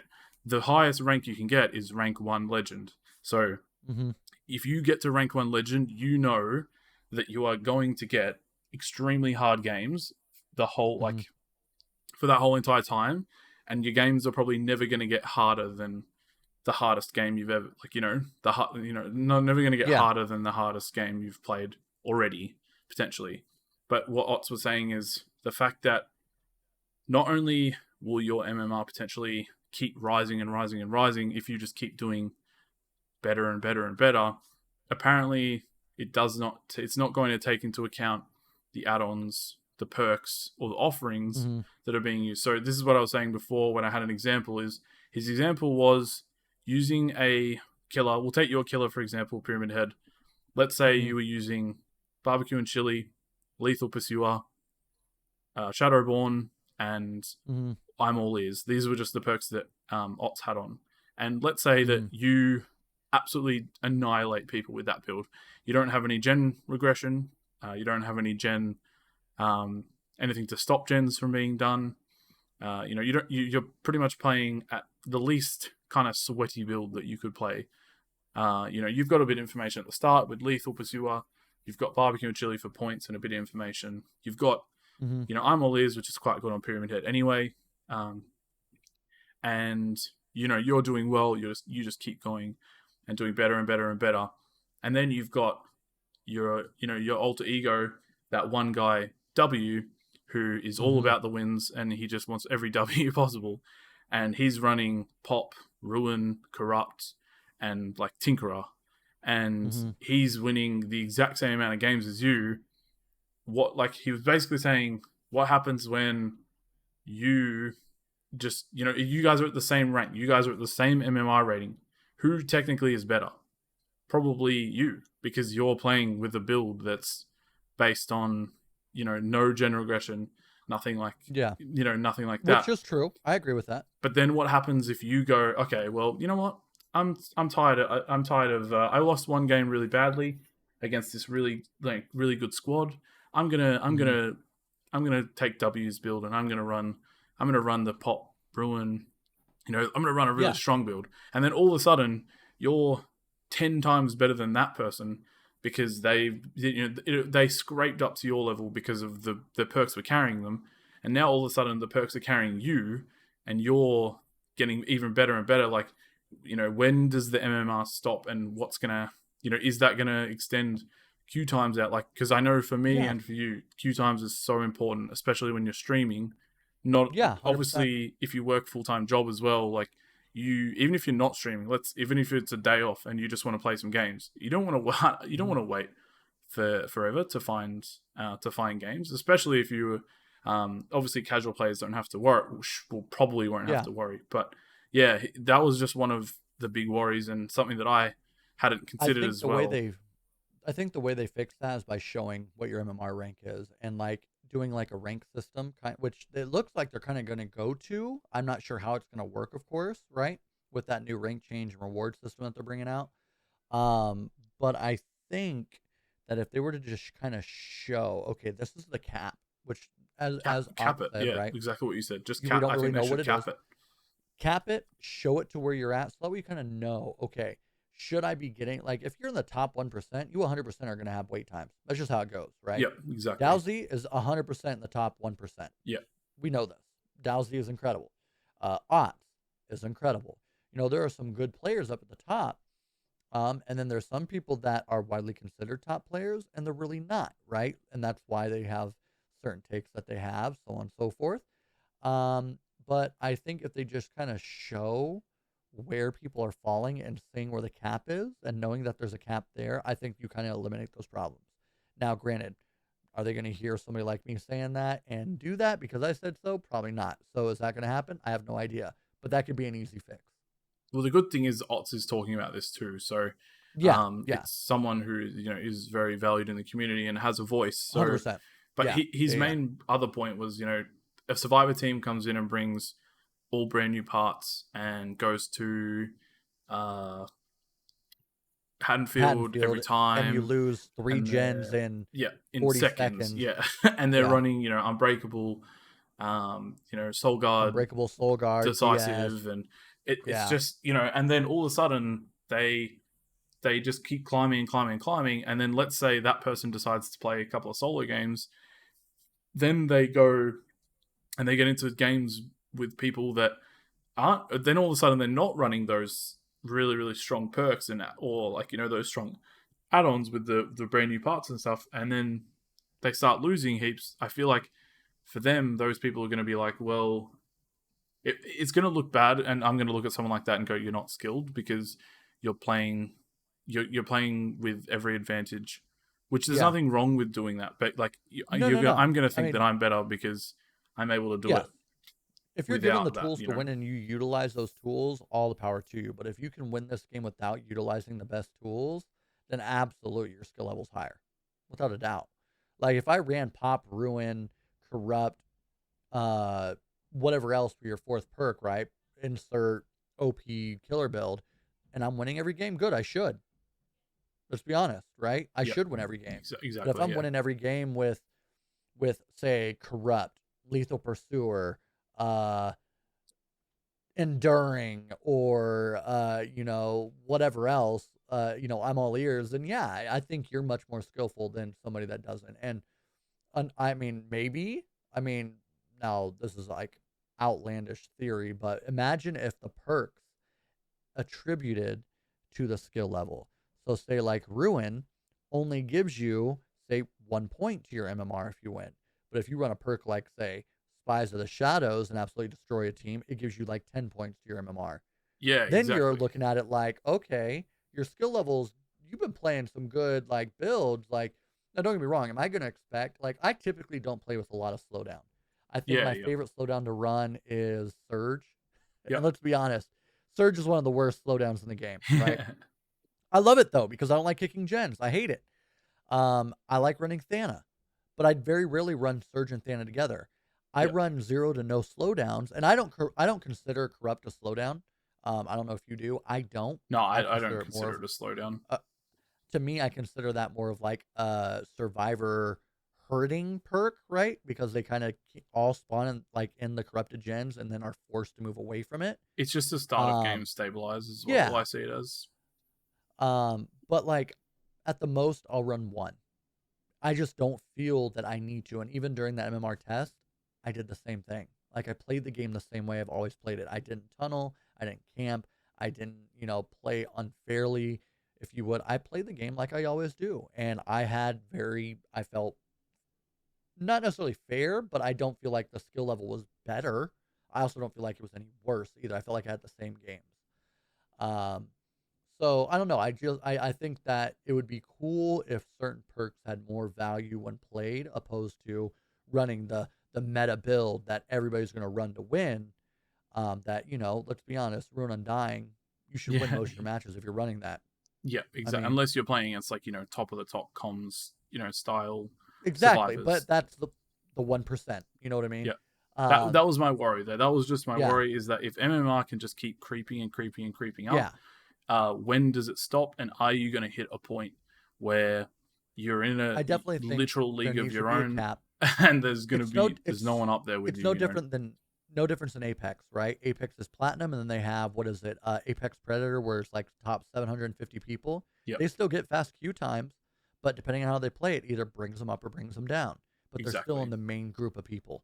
I think that should be kind of the same thing. And hopefully that's what we see, because it is based on that hidden matchmaking rating, not based on what rank you're at. So it should still find you a quick game, and you get rewarded for, if you're in an unbalanced game where the person that you're versing, the killer, has a high MMR and you have a lower MMR, you get a big MMR boost. Whereas if you're playing against a killer that has a lower MMR and you do well, you still get a little. You might not even get any MMR boost at all. And hopefully, 100%. As you said, that just means quicker queue times. I'm sure we can speculate and, as you said, talk about this for literal hours, but we can continue on and touch on the new rank system, as you mentioned. I'll quickly just run over that. So ranks will become grades. There's been some interesting thoughts from the community, people getting a little bit annoyed about the wording, the fact that ranks are going to become in grades. I don't really see the issue of getting annoyed about a small detail like that. You can still call it a rank if you want to. 100%. The only thing that's changing is that it's going from rank 20 to rank 1. It's changing from that to Ash. So rank Ash or grade Ash to Iridescent. So I think it's cool that the top one is Iridescent. It's something different. It's the highest, Iridescent is the highest thing you can get in the game, and then Ash is just, I guess, the worst. So the thing is, you still earn. Go on, sorry. They're trying. It's something different. You said it the best way earlier. They're trying. It's something different. They're trying to keep it fresh. They and then I've always said that, like, once you hit rank 1, what else do you have to do as a killer, right? Currently, there's really nothing to shoot for. Okay, well, with this ranking, at least when you hit rank 1, you're going to get that 250,000 blood points. Mm-hmm. Yeah, some people don't care, but I'm like, I'll still take it, because let me tell you, my survivor needs some more flashlights. Yeah, okay? exactly. I'll take that extra 250K. Yeah. Like, I don't care if I've maxed everything out. I'll take the blood points. Let me get some more, supplies. So I think that's cool what they're doing. And I'm not one that like agrees with everything that they're doing either. I definitely have my critical moments with this game, but at the end of the day, like, they're trying something different. They're rewarding people for getting a rank. Now, is it necessarily going to be easy to do? I don't know. We'll see, but I'm excited for the change. Yeah, the thing that interests me again is that it's still going to be based on the pip system, I believe. Mm-hmm. So you're going to have the MMR rating going up or down, and then you're also going to be earning pips. So because you can't see your MMR, I think this is a reason why they don't want to show us that MMR, because let's say you play a game and you get a pip, but your MMR goes down, you'll be very, very confused and be like, hang on a second, why did my rating go down, but I earned a pip, like I earned a rank towards my grade. So I think that is one of the reasons why they don't show it, or they won't show it initially, because it's just going to add confusion because I think they could show it, but there's going to be confusion no matter what, regardless if they show it or not, based on us not knowing what the variables are that ultimately affect it. yeah, I mean, I think it's better to not show it if you're going to keep the pip and emblem Yeah. system, because I would, Okay. I think I would be more confused by seeing as what I just said, like, or maybe I get a pip or I don't get a pip, but then my MMR rating goes up. I'd be like, hang on a second, so I'm doing the But that right could also things, but be, I'm not leveling up. Like, I'm not going up in well, grade. I agree. I mean, I agree to that in one extent. Let me tell you why. So if you're a killer and say you just on that off chance MMR pairs you up with 4 very, very low MMR and you're very high, Yeah, and you come out and you double pip, should you get more MMR for Yeah. destroying a weaker team? exactly. Or No. should you, or if you're a survivor and you get paired against a very, very high ranked killer, but you do the right things in that match, he's just better, right? Yeah. But you're still getting unhooked, you're still able to pip. Because, like, I could tell you, and you can as well, I've pipped against very good killers, and we lost as a team, Yeah, but I still pipped. Yeah. So should you be punished because your team lost, or should you be rewarded because you did the right things against a very strong killer that had a high MMR? So I don't necessarily, like, I would understand that if the MMR of the other killer, which if they show the MMR of the players, you'd be able to, like, again, you'd be able to rationalize, okay, that makes sense why I still did everything I was supposed to, but their MMR was super high, and I still gained rank because I did it against such a higher level, right? Yeah, I definitely see. That is a really good point. Yeah. So I definitely, like, it's exactly what I said before, isn't it? Like, about how if you go against the better killer, you get less MMR, or vice versa. Like, exactly what you said. So yeah, in that regard, definitely makes sense. So you're right. There will be confusion either way, but we just obviously we just all roll with it. In terms of the system, it's going to be the 13th of each month again, so there'll be the 1 month season, if you want to call it a season, before it resets. As you mentioned, you get 250,000 blood points if you manage to climb. I can imagine them actually changing the timing, though, of that, and the reason why is because you're gonna have people that are trying to get both rank 1 on both sides, or rank I think that they need to. Yeah, I was gonna say, because, like, I hit rank 1 survivor one time just to do it for the achievement, and then ever since I've never really tried for it. Yep. But and it's going to a be hard even thing harder to do. now. Yeah, exactly. So, I killer guaranteed every time, right? So I'm not worried about that. But, like, say I did want to get survivor, I can't do that in a month and do both, depending on how long it takes, right? I don't play it enough. So, like, say every time I play this game, I'm playing 5 days a week. Of those 5 days, 4 of those days are killer, 1 day is survivor. I'm not gonna be able to play both, but, like, what my streaming is based around is killing, so I'm not gonna adjust my stream to get those points. I could almost see them maybe doing like maybe the length of a rift instead, is what I think they would do, which would make sense. A 3-month season would be quite interesting, I think. I think a lot of other games tend to do a 2 to 3 month season. Yeah, I agree. And like what you said, I think the Rift is 70 days, isn't it?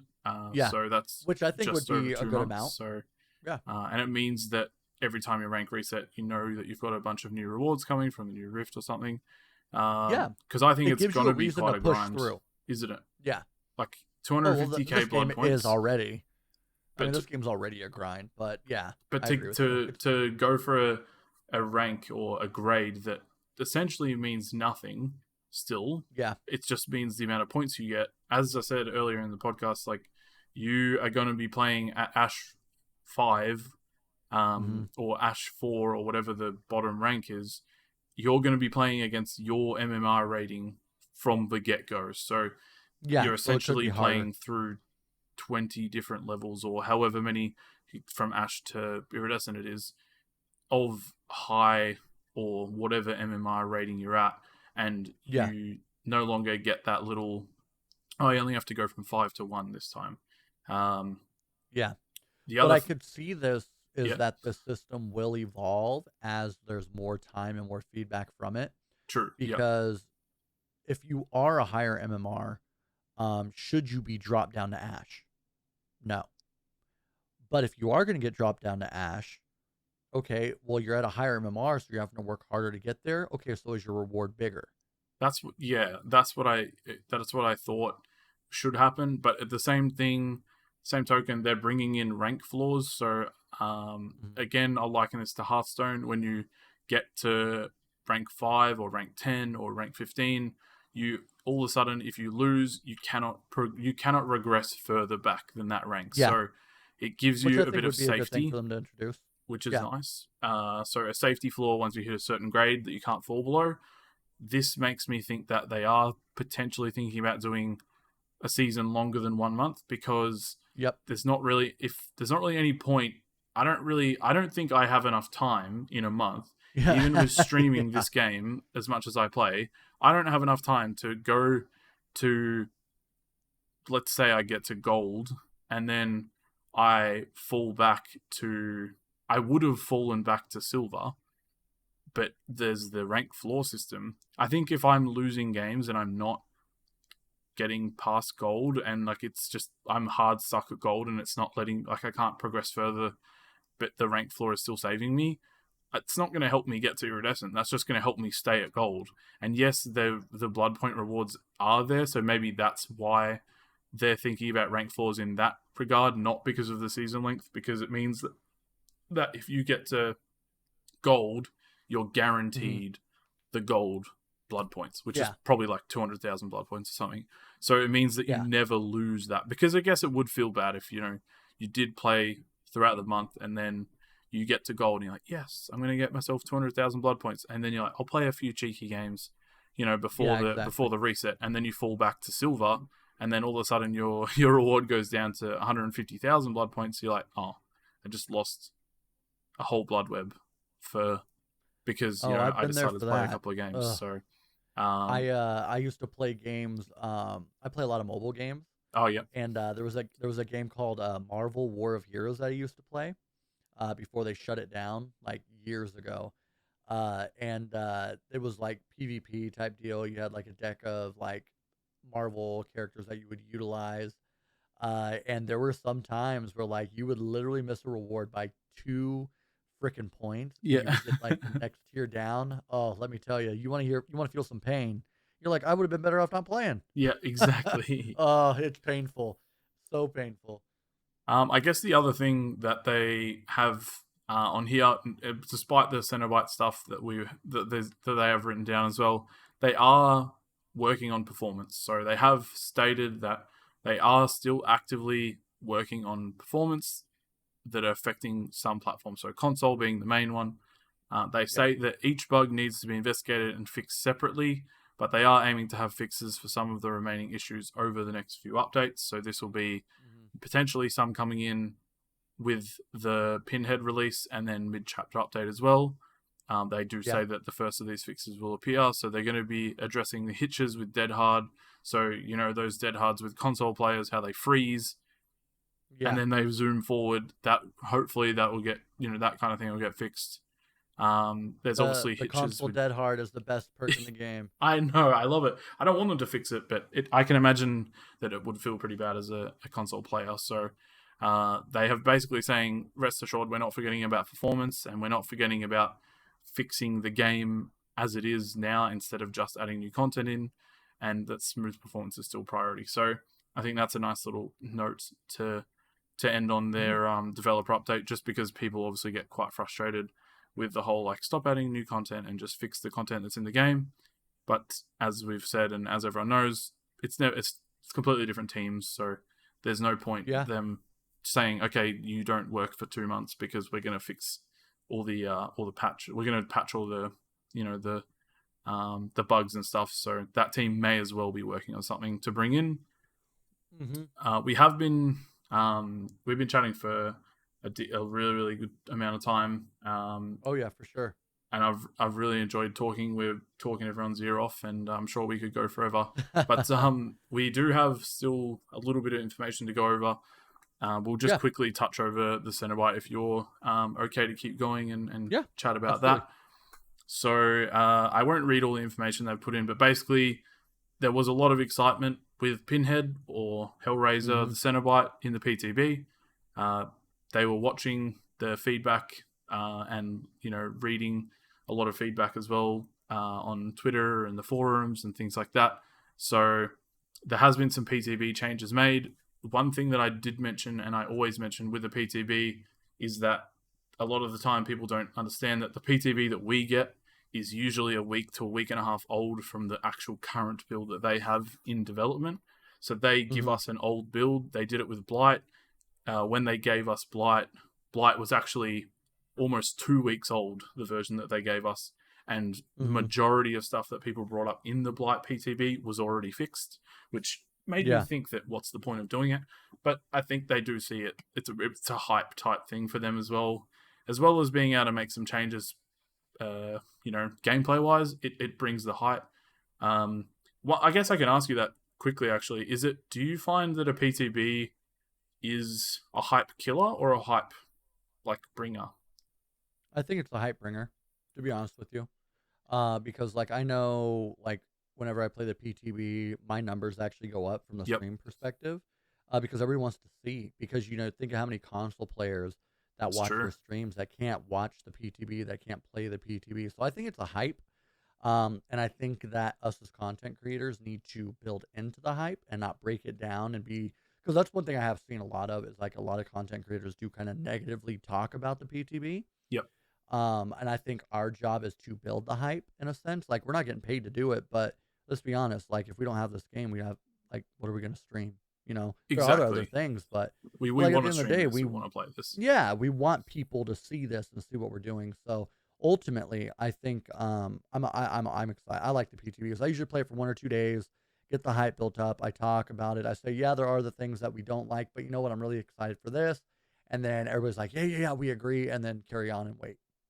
I actually, I had my mind changed in this PTB because I previously thought that it was a bit of a hype killer, and I thought it took a little bit of hype out of the initial release of the killer. But I got my inner Dowsy and Ots on this PTB, and I did a PTB stream, and then I finished my stream at 6 a.m. and I recorded a PTB video for Pinhead, going over the perks, going over the power, showing some gameplay clips and stuff, and I uploaded it, and it's my best upload on YouTube that I've had since since starting my channel for Dead by Daylight content. So it's not done amazingly, but for my videos, it's it got 5 times as many views as my other videos did. So it was People cool to see that, and the hype. Yeah, I could definitely see that. Okay, like what you said, I hadn't even taken into consideration.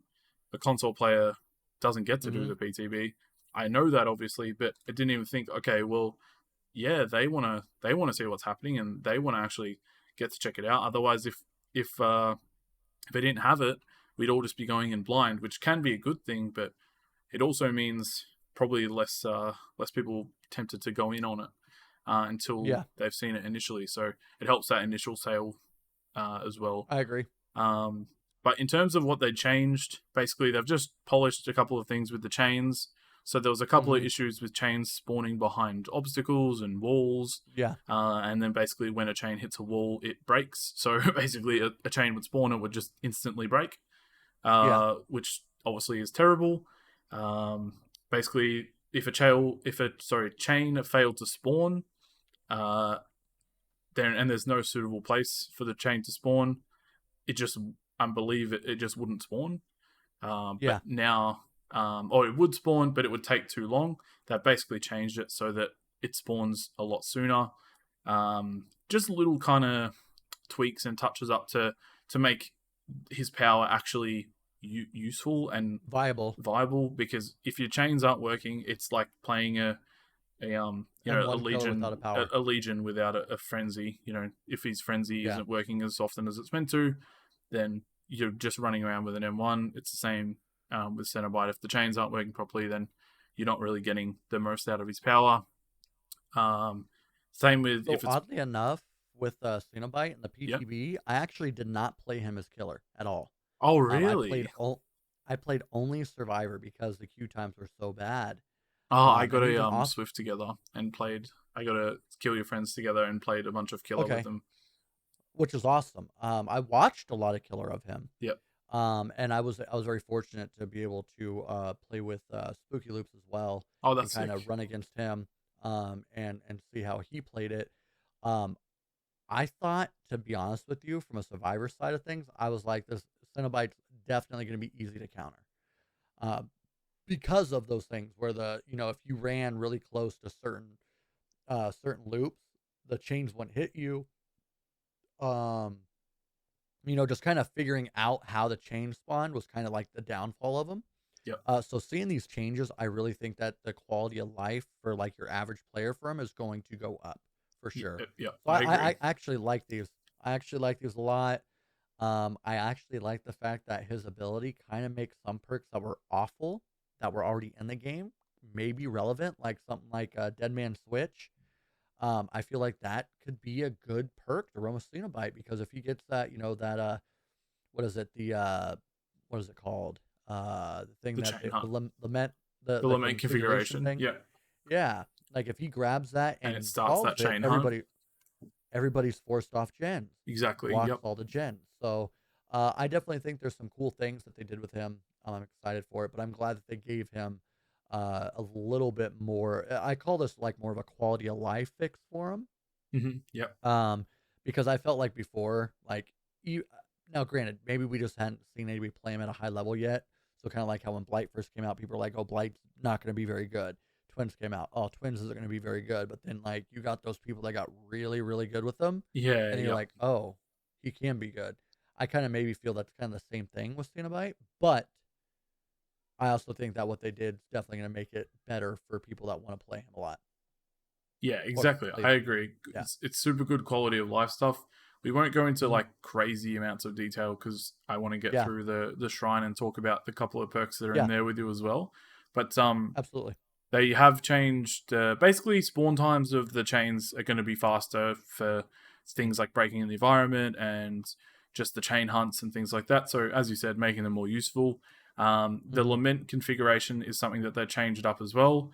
They didn't want people to feel like, they didn't want people to keep it forever because it's essentially Yeah. the same as taking Victor hostage or taking Which Victor for a run, which I will 100% say that, and I'm just off topic, but with Victor, if you hold Victor for X amount of time, I think it should take Hell State. Just gonna throw that out there. I thought that too until they basically made Charlotte able to recall Victor. I agree. Because True. I've had the only thing is I have had twins who don't know that, and I've literally Fair. had a Okay. game where I ran around with Victor on my head for like 7 minutes or something, like, and the person never recalled Victor, or it wasn't like 7 minutes, but it was a long time, and they recalled him once, and then I think Yeah. it was just pure accident that they like went to pull him out and realized that he was still on me, and yeah, I think I it think would that they add balanced it with that. I do agree that, I mean, twins are definitely good. Like, twins are easy to counter if you have a good team. Yep. But But the buddy I system is a definitely real thing. yeah. But I also think that if they did that with Victor, it would bring up a different type of strategy to using Charlotte and Victor. It would force people to break because they don't want to take that hell state, but also it would make Twins players play as only an M1 killer if they really wanted that hell state that badly. You know what I mean? So it could go both ways, and that's how this game goes, right? Like, you could try this, and it could do this. You could do this, it could do this, but either way, yeah, I agree with the holding the lament configuration way too long should definitely penalize them. The cool thing that they've done, which I really, really like, is it punishes the person who is hold. So what you said, like taking a health state from Victor, obviously they haven't done that, but Mhm. this holding the lament configuration now actively punishes the person who is trying to hold Yeah, it. Because what it will do initially in the PTB is it would spawn a chain every now and then that would latch onto them and slow yeah, them down, and could obviously put them in danger. But now what will happen is the lament configuration will only pause the timers of the other survivors when it's picked up. So stop that chain hunt it'll reset that chain hunt meter, but yeah, it won't reset for the carrier who's actually holding the lament configuration. So that means if you just run around and hold it and don't solve it, or attempt to solve it, and Cenobite teleports to you, then a chain hunt is going to start for you, and you're going to be getting those multiple chains chasing you and throwing themselves at you. And the killer is very quickly going to realize that there's someone that is ultimately slowed down and can't actually do anything.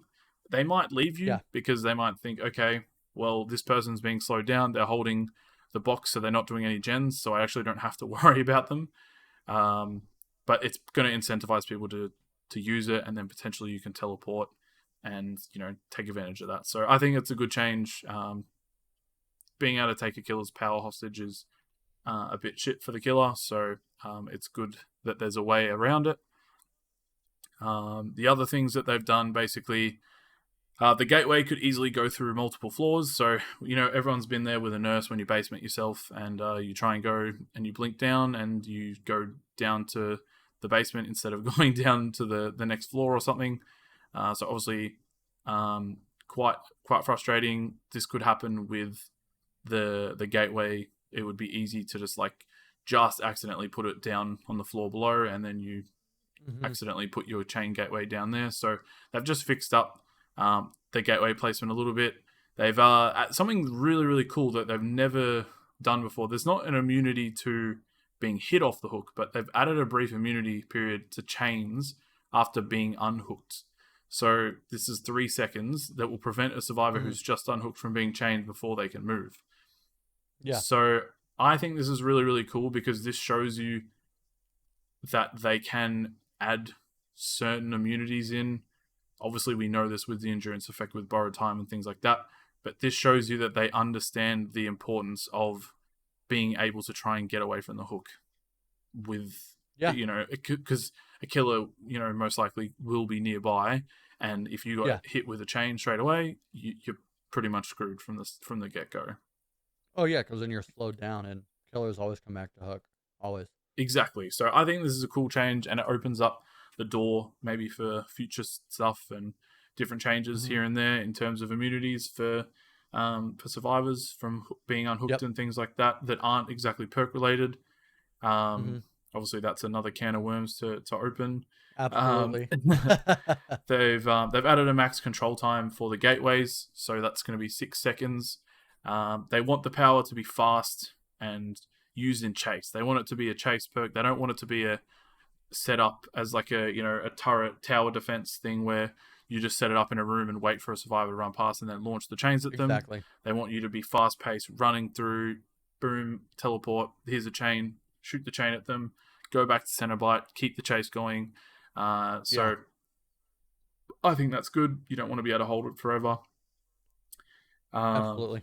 They've added a cooldown to when you're solving the lament configuration, 1 second, because you could spam the solve interaction, and basically you could keep spamming it so that the killer wasn't able to teleport to you, and it would just give the killer too many notifications. So I think that probably also that 1 second cooldown will also potentially allow the killer to teleport to you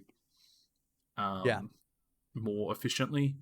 And then they've just increased some like blood point scoring events because they weren't as high as they wanted them to be in the PTB. And they finish off by saying, as always, they'll continue to monitor the Cenobite's performance over the next few months to determine if any changes are necessary.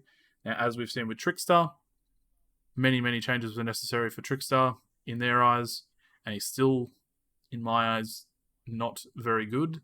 And as we talked about on the last podcast, me and Jukebox, it's just a killer design thing in our eyes. It's not actually a thing that can be fixed with numbers and tweaks. So let's hope that Cenobite doesn't suffer the same fate.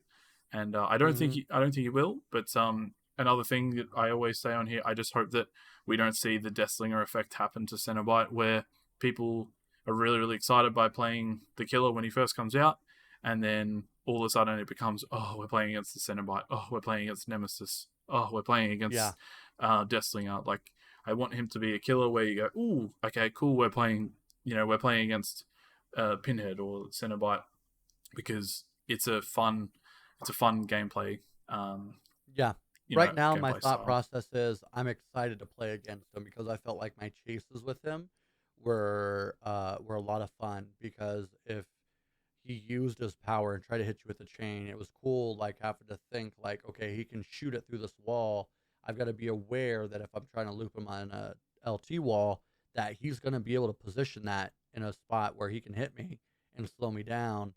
It made you very hyper aware of where you were running and what he could shoot through. So I thought it was fun so far. I completely agreed with that. Like it's a different. It didn't feel like I was playing Dead by Daylight when I was playing against him. It felt like a completely new game, which I think is awesome. But what you said before as well is that we haven't seen the high of the high yet. We haven't seen the people get really good with him yet. So that is the test of whether a killer does suffer in my eyes. What as I've coined the Deathslinger effect.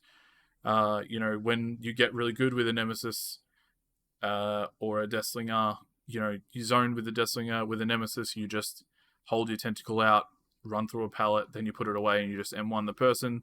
It feels very like you get punished either way because you feel like if you throw the pallet, you get hit through the pallet with the tentacle. But then if you don't throw the pallet, you just get M1. So hopefully it doesn't turn into like, okay, is he going to put his chain out, try and take movement that would avoid the chain, but then he just baits the chain and then hits you. I find a lot of killers that have an M2 power, Pyramid Head, that kind of thing, they do bait that power and then just take an M1, depending on the type of killer they are. Outside of like Huntress, I think most M2 powers are more so about zoning. Exactly, yeah. For the most part, like granted, Legion is definitely more of like a just injure everybody, but outside of that, like the M2 is definitely to zone. Like I'll shoot with Deathslinger if I'm not going to hit. I'll shoot to a certain area to force them back to another area, or Pyramid Head force them back to another area. So, yeah, I think it's going to be fun, and it's still to be debated how good he's actually going to be because people haven't played him enough yet. Yeah. I think, unfortunately, zoning killers, I find, especially with Huntresses, is one of the worst playstyles to play against for me.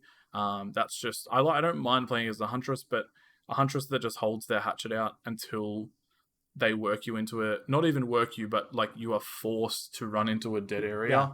Because 100%. they inherently, are going to they put themselves in a position where they're going to be able to hit you wherever you're running.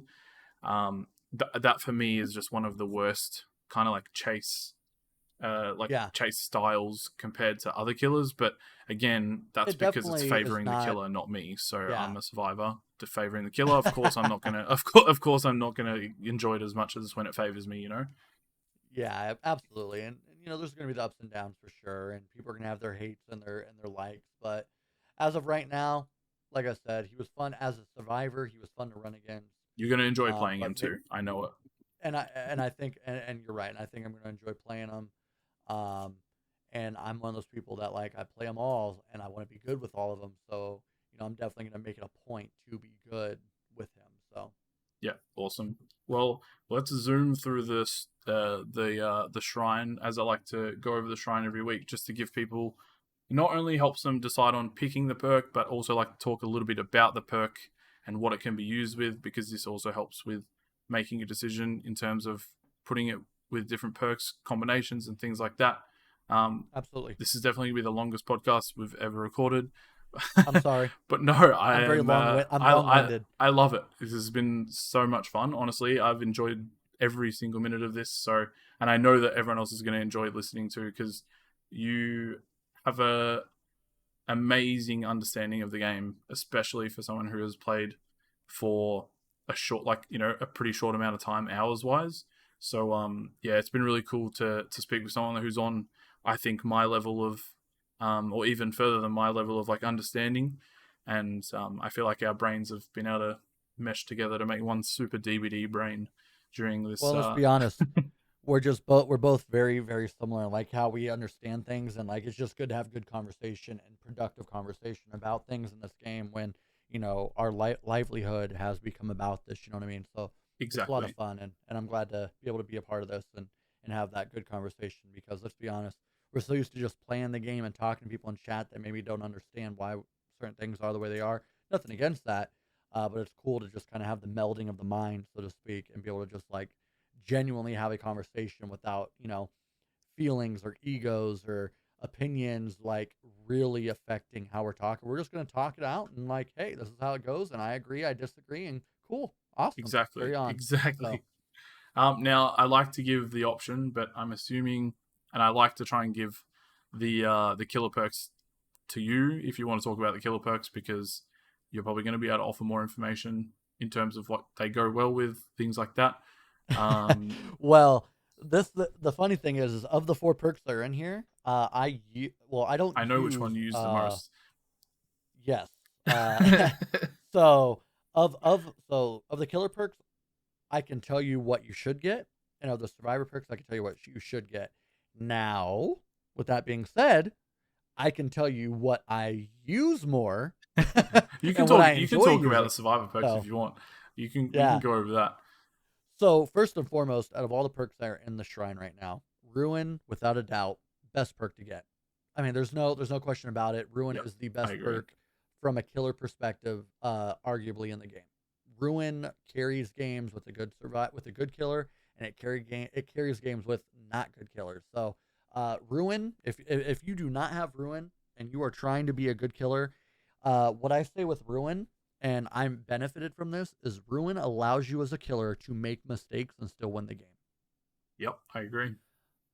So in a game where, as we talked, it's a game of seconds and inches, right? Or a chess game.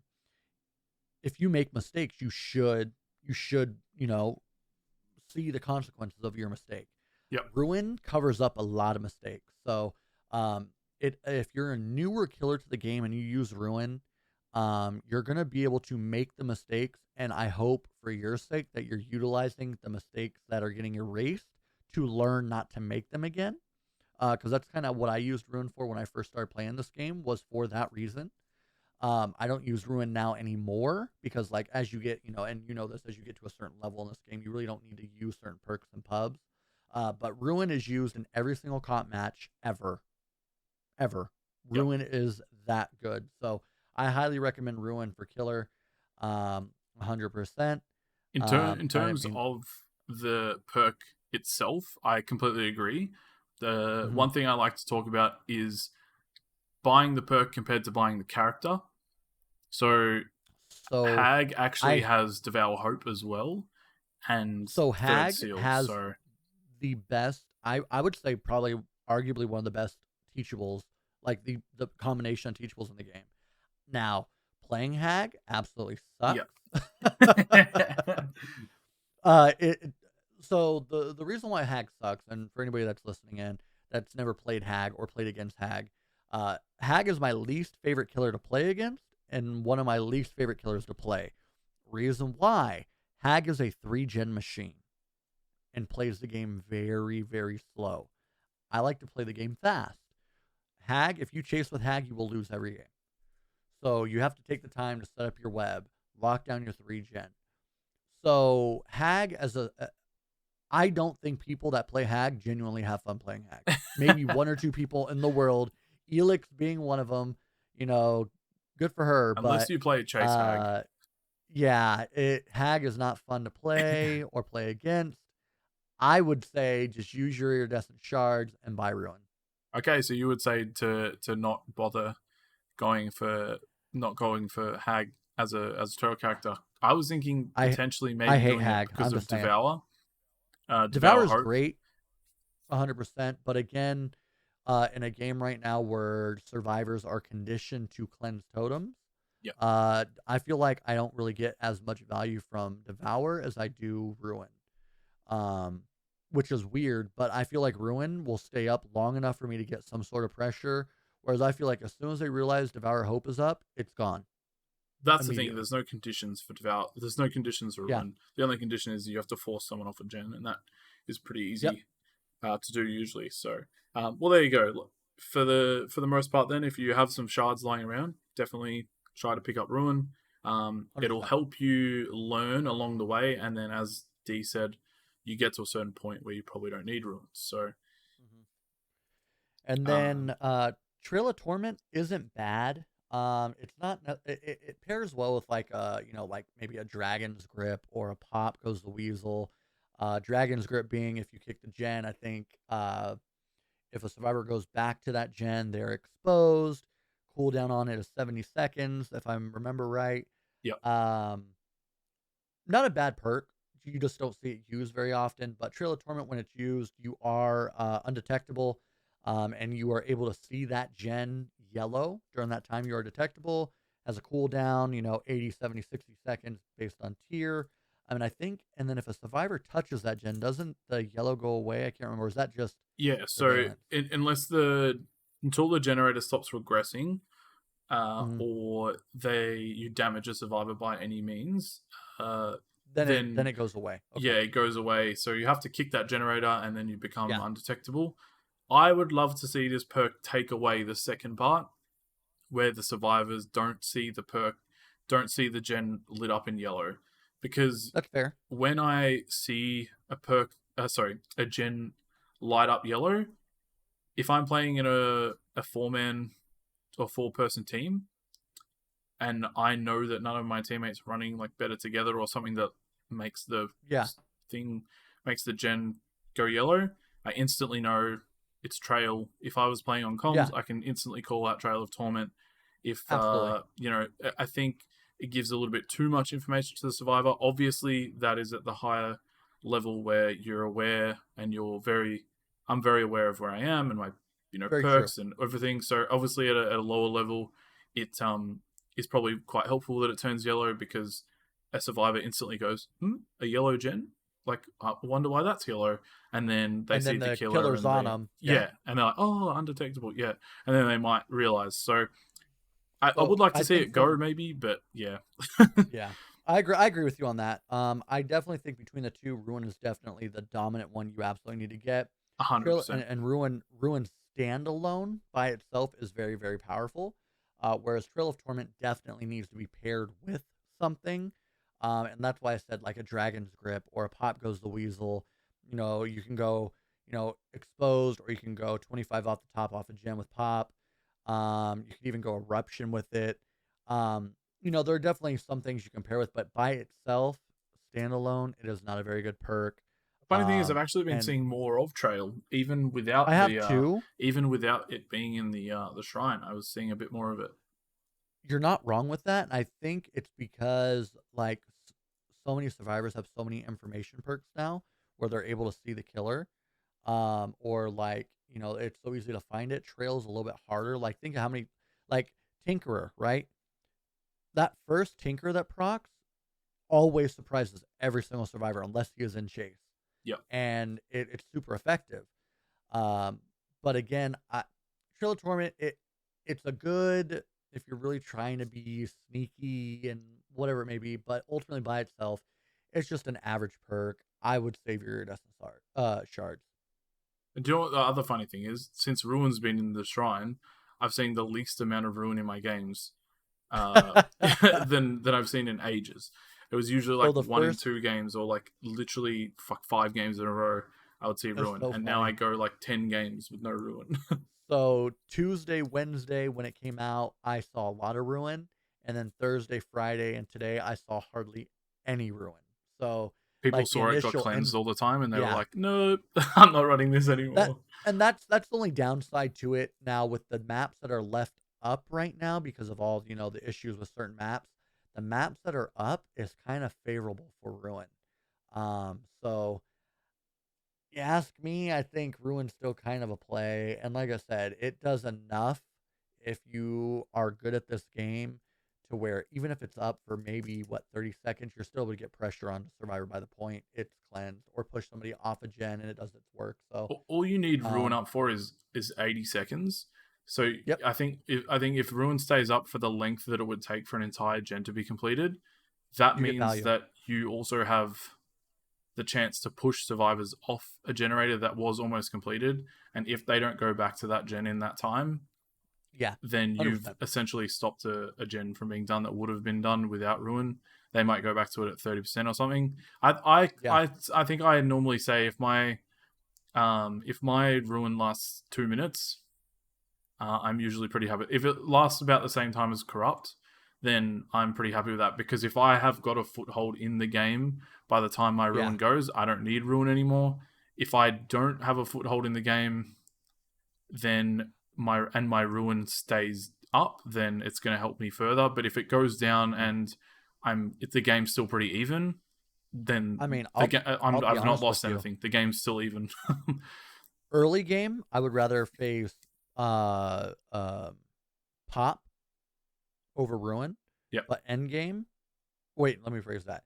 Early game, I would rather face ruin over pop, but end game, I would rather face pop over ruin. So, like, as a survivor, right? Yep, So yep.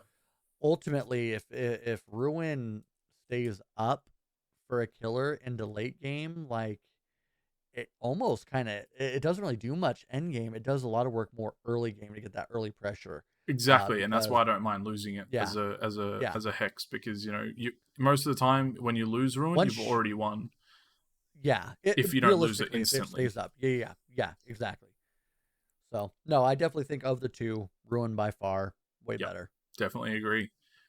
Survivor wise, we have two one very, very good perk that is quite meta, and I mean somewhat a meta perk in terms of the meme meta. Yeah. The first one is Decisive Strike, so or DS as everyone knows it. So basically, after you're unhooked or you unhook yourself, you're essentially unable to be picked up for the next 60 seconds at the top tier perk, providing that you hit a skill check. If the killer picks you up, you'll stun them for 5 seconds, and you won't be able to use Decisive Strike for the rest of the game. The big change that happened with this recently, well, not recently, but this year, you cannot use Decisive Strike if you do any actions that basically help the game along, progress the game. So if you repair a generator, that's touch a generator for even a split second, tap it. If you heal yourself or other survivors, if you cleanse a totem, sabotage a hook, or unhook other survivors, you will lose access to Decisive Strike for that unhook state. But you can open the gates. Makes no sense. Yes, you can open the gate. You can cleanse. You can actually. You can no, mend. You can't cleanse, but you can. You can mend. You can cleanse. You can cleanse. Yes. Okay. No, I think I experimented with this recently, and cleansing counts as healing yourself. You can pull the pig traps off your head. Yes, that's it. That's what I meant. That's what I meant. Sorry. Yeah, no, I actually had the exact same thing recently where I was trying to figure out if you could cleanse or if you could do pig traps or what you could do pig traps and it doesn't affect it. I think if you cleanse, it does take it away. Yeah. So it's a good change that happened to the perk because it means that you can't abuse it like it used to be abused. But basically, this is a no-brainer perk. Laurie doesn't have too many other good perks. She's got Soul, Survivor, and Blood Pact. No, Object of Obsession is her. Her big one. Yeah, never mind. I mean, if she's a licensed character anyway, so if you have a bit of money lying around, it could potentially be good to buy the chapter because you get Michael Myers and Laurie. But if you're wanting to just get quite a strong survivor perk, then I would use the shards. I would just buy DS. Yeah. Myers is considered one of the weakest killers in the game. He does have good snowball effect, but if you're gonna buy the whole chapter, her other perks, Object got nerfed big time. It's not very good anymore. The other one, Soul Survivor. I don't even know what Soul Survivor does because I've never seen anybody run it ever. So that just kind of puts it in perspective. DS, 100%. Iridescent shards. This is also a good time to buy or to get DS because it's actually as I said, it's from a licensed character. So it's one of the only times you can use a iridescent shards to get the perk from the shrine. Soul Survivor means that the killer's unable to read your aura for each token that you get. Each time a survivor other than you is killed or sacrificed, you gain a token. So Soul Survivor is very, very average perk because it relies on your teammates dying, and if your teammates are dying, you're probably losing the game. So It doesn't really matter anyway. yeah, but DS or Decisive Strike, definitely, if you have some shards lying around and you play Survivor, jump on it and grab that. Now, I know this other perk is definitely one of your favorites, and it's Deception. It's an LED perk, and I'll let you talk about this one. So oddly enough, I actually use DS in all my Survivor builds. Yep. And I highly recommend DS for the one reason that with MMR coming out, you are going to see a different change in play style for the most part. Yep. And it's going to buy you extra time. So that's why I do like DS, regardless of the changes made to it, because you can hop in a locker. I 100% force locker DSs all the time, followed by a head-on, And a flashbang. maybe a pebble. We'll talk about it. It's fine. It's okay. But Deception, I love because I do, as a survivor, live in lockers, unfortunately. So I have been yeeted from lockers once or twice. But you pretty much, if you are sprinting by a locker and you press your action button or space bar for PC, it fakes a locker animation. So like you jumped into a locker. And then you will not leave any scratch marks or pools of blood for the next 3 seconds. So it's legitimately a deception to fake the killer and thinking you jumped into a locker. And let me tell you, there's not a better sound than when you pull this play off and you run by a locker and you hover in the area listening to see if they open that locker and they open it. Yes. Oh, it's so funny. So I love Deception. Both these perks, I think, like if I didn't already have them, because like obviously when Deception came out, I went and unlocked it. I would highly recommend, because for the fun factor, Deception is big. It definitely takes some tact in using it. But, DS is very good. Deception is a good meme perk. The Deception is definitely more for fun, whereas DS is definitely more for, it can be played for both fun and, sweat if need be. But the Survivor perks definitely outweigh the killer perks this time around. Oh, 100%. And Deception as well has one of the best looking animations. Seeing a locker flap open like it's a bird flapping its wings or something is one of the funniest looking animations in this game still, I find. It's even funnier when there's somebody in the locker and you accidentally open it up. Yeah, what does it do? Does it still flap open and the person's just sitting there? Yeah, it does. They're just standing there and they're like, it. oh, it's so funny. Oh, it's so funny. But in terms of Deception, I would say almost if you have enough shards, potentially, I would say to get Elodie as a character instead of just getting Deception. If you have the shards and you want to get a new survivor, because Elodie also has Power Struggle, which is another perk. Quite a meme perk, but can actually be quite useful. Depending on who you're going against. And she also has Appraisal, so that lets you rummage the chests and get an extra search out of 3 different chests. You get 3 tokens, and each time a chest is open, you can rummage it and pull another item out of there. So she actually has not meta-defining perks, but Appraisal can be very, very useful. Yeah. So you can potentially get a key out of a chest if you're in a dire situation, or if you need a med kit or something like that. So Elodie has some pretty solid cosmetics as well. Exactly. The reindeer onesie. Yes, like you can't be upset. Like, if out of all the perks that are here, between Lori, Elodie, you've got Hag, and then Pyramid Head. I like Pyramid Head as a killer, but his perks aren't very good. Yeah. I like Ruin as a perk, but I hate Hag as a killer. So like those two kind of counter each other out, right? Lori, indifferent. Her perk, I like the perk. But Elodie has some great cosmetics because she's not licensed, so they can do whatever they want with her. Plus, you have good meme perks. Like, that's definitely the best bang for your buck. Get Elodie. It's a good time. And who did Elodie come out with? She came out with twins, so don't get the whole chapter. Just get Elodie. Yeah, just get Elodie. Yeah. Yep. We don't need any more twins out there in the world. Facts. But that is going to wrap us up for this week's podcast. We talked about so much stuff this week. We also learned a lot about D, which was amazing because I learned some stuff that I didn't even know. And I'm sure you guys are all going to enjoy hearing about that. We obviously went very in-depth into the skill-based matchmaking, which was the main thing that we wanted to focus on, and really kind of dive in there and figure out our thoughts and get as much information out there as possible for you all. I would highly suggest to go and check out Oddstarver's video and any other content creators' videos as well, because there's a bunch of information out there. We obviously skimmed over some of the stuff, but the more you can learn about it, the better you'll be able to, I guess, make a decision or kind of figure out what's in store. I will leave Dee's links for Twitch, and you do TikTok as well, don't you? So I do. Yeah, that's the kind of like two main things. Do you do a lot of YouTube at the moment, or not really?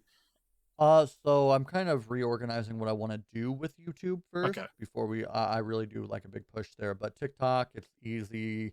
It kind of gives you like a quick summary of like what I'm about with my streams, whether it's memeing or making great plays. So I've really been leaning into TikTok lately. So okay, cool. Well, I'll make sure I leave a link for your Twitch and TikTok in the description of the podcast. Is there anything that you've got coming up, stream-wise, or I know there's something coming up. You can plug that it's coming up in a couple of weeks. So if you want to, I've got my birthday subathon coming up the 19th, and then which I'm really psyched about, because like for the first time, like people are like making a big deal about my birthday, and I never really have, so it's kind of cool. I'm not a birthday dude. I'm just kind of like, yeah, it's another day, whatever. I will be there for and sure. then, well, I appreciate it, thank you. And then otherwise, it's just any I'm comp live stuff 5 coming days a up, week. or I've got 2 comp matches coming up on the 11th of September in 2 different leagues. And then every Saturday, I'm usually in a comp match as well on Champions of the Fog, which is the comp league that we're a part of, the Cerebral Assassins. But yeah, I just all about playing this game and streaming and hanging out with friends and talking and having a good time. So awesome. Well, it has been, as I said, amazing to be able to chat to you. Is there anything else that you had to put in terms of what we've talked about today, or anything that you want to continue on and say, or we're happy to leave it all in the fog and continue on our way? That I am very fortunate to have been on this podcast. I'm forever grateful. I got to talk with an amazing human being, as in you, and one of the most beautiful people in the fog. So thank you very much. I appreciate it. And I had a good time. Thank you. I never thought I'd talk 2.5 hours about DVD, and here we are. Hey man, I'm glad that I could get you in. I wouldn't have rather talked to anyone else for 2.5 hours about DVD. Absolutely. So I appreciate you being here. I look forward to for playing some games with you soon. And yeah, take care and enjoy your time in the fog, man. Absolutely. Same to you. That brings us to the end of the podcast and the end of an era for Dead by Daylight. Will the new matchmaking make this game even better, or send it straight down the hatch? We'll be sure to let you know as the podcasts continue. Until next time, stay safe and good luck in the fog.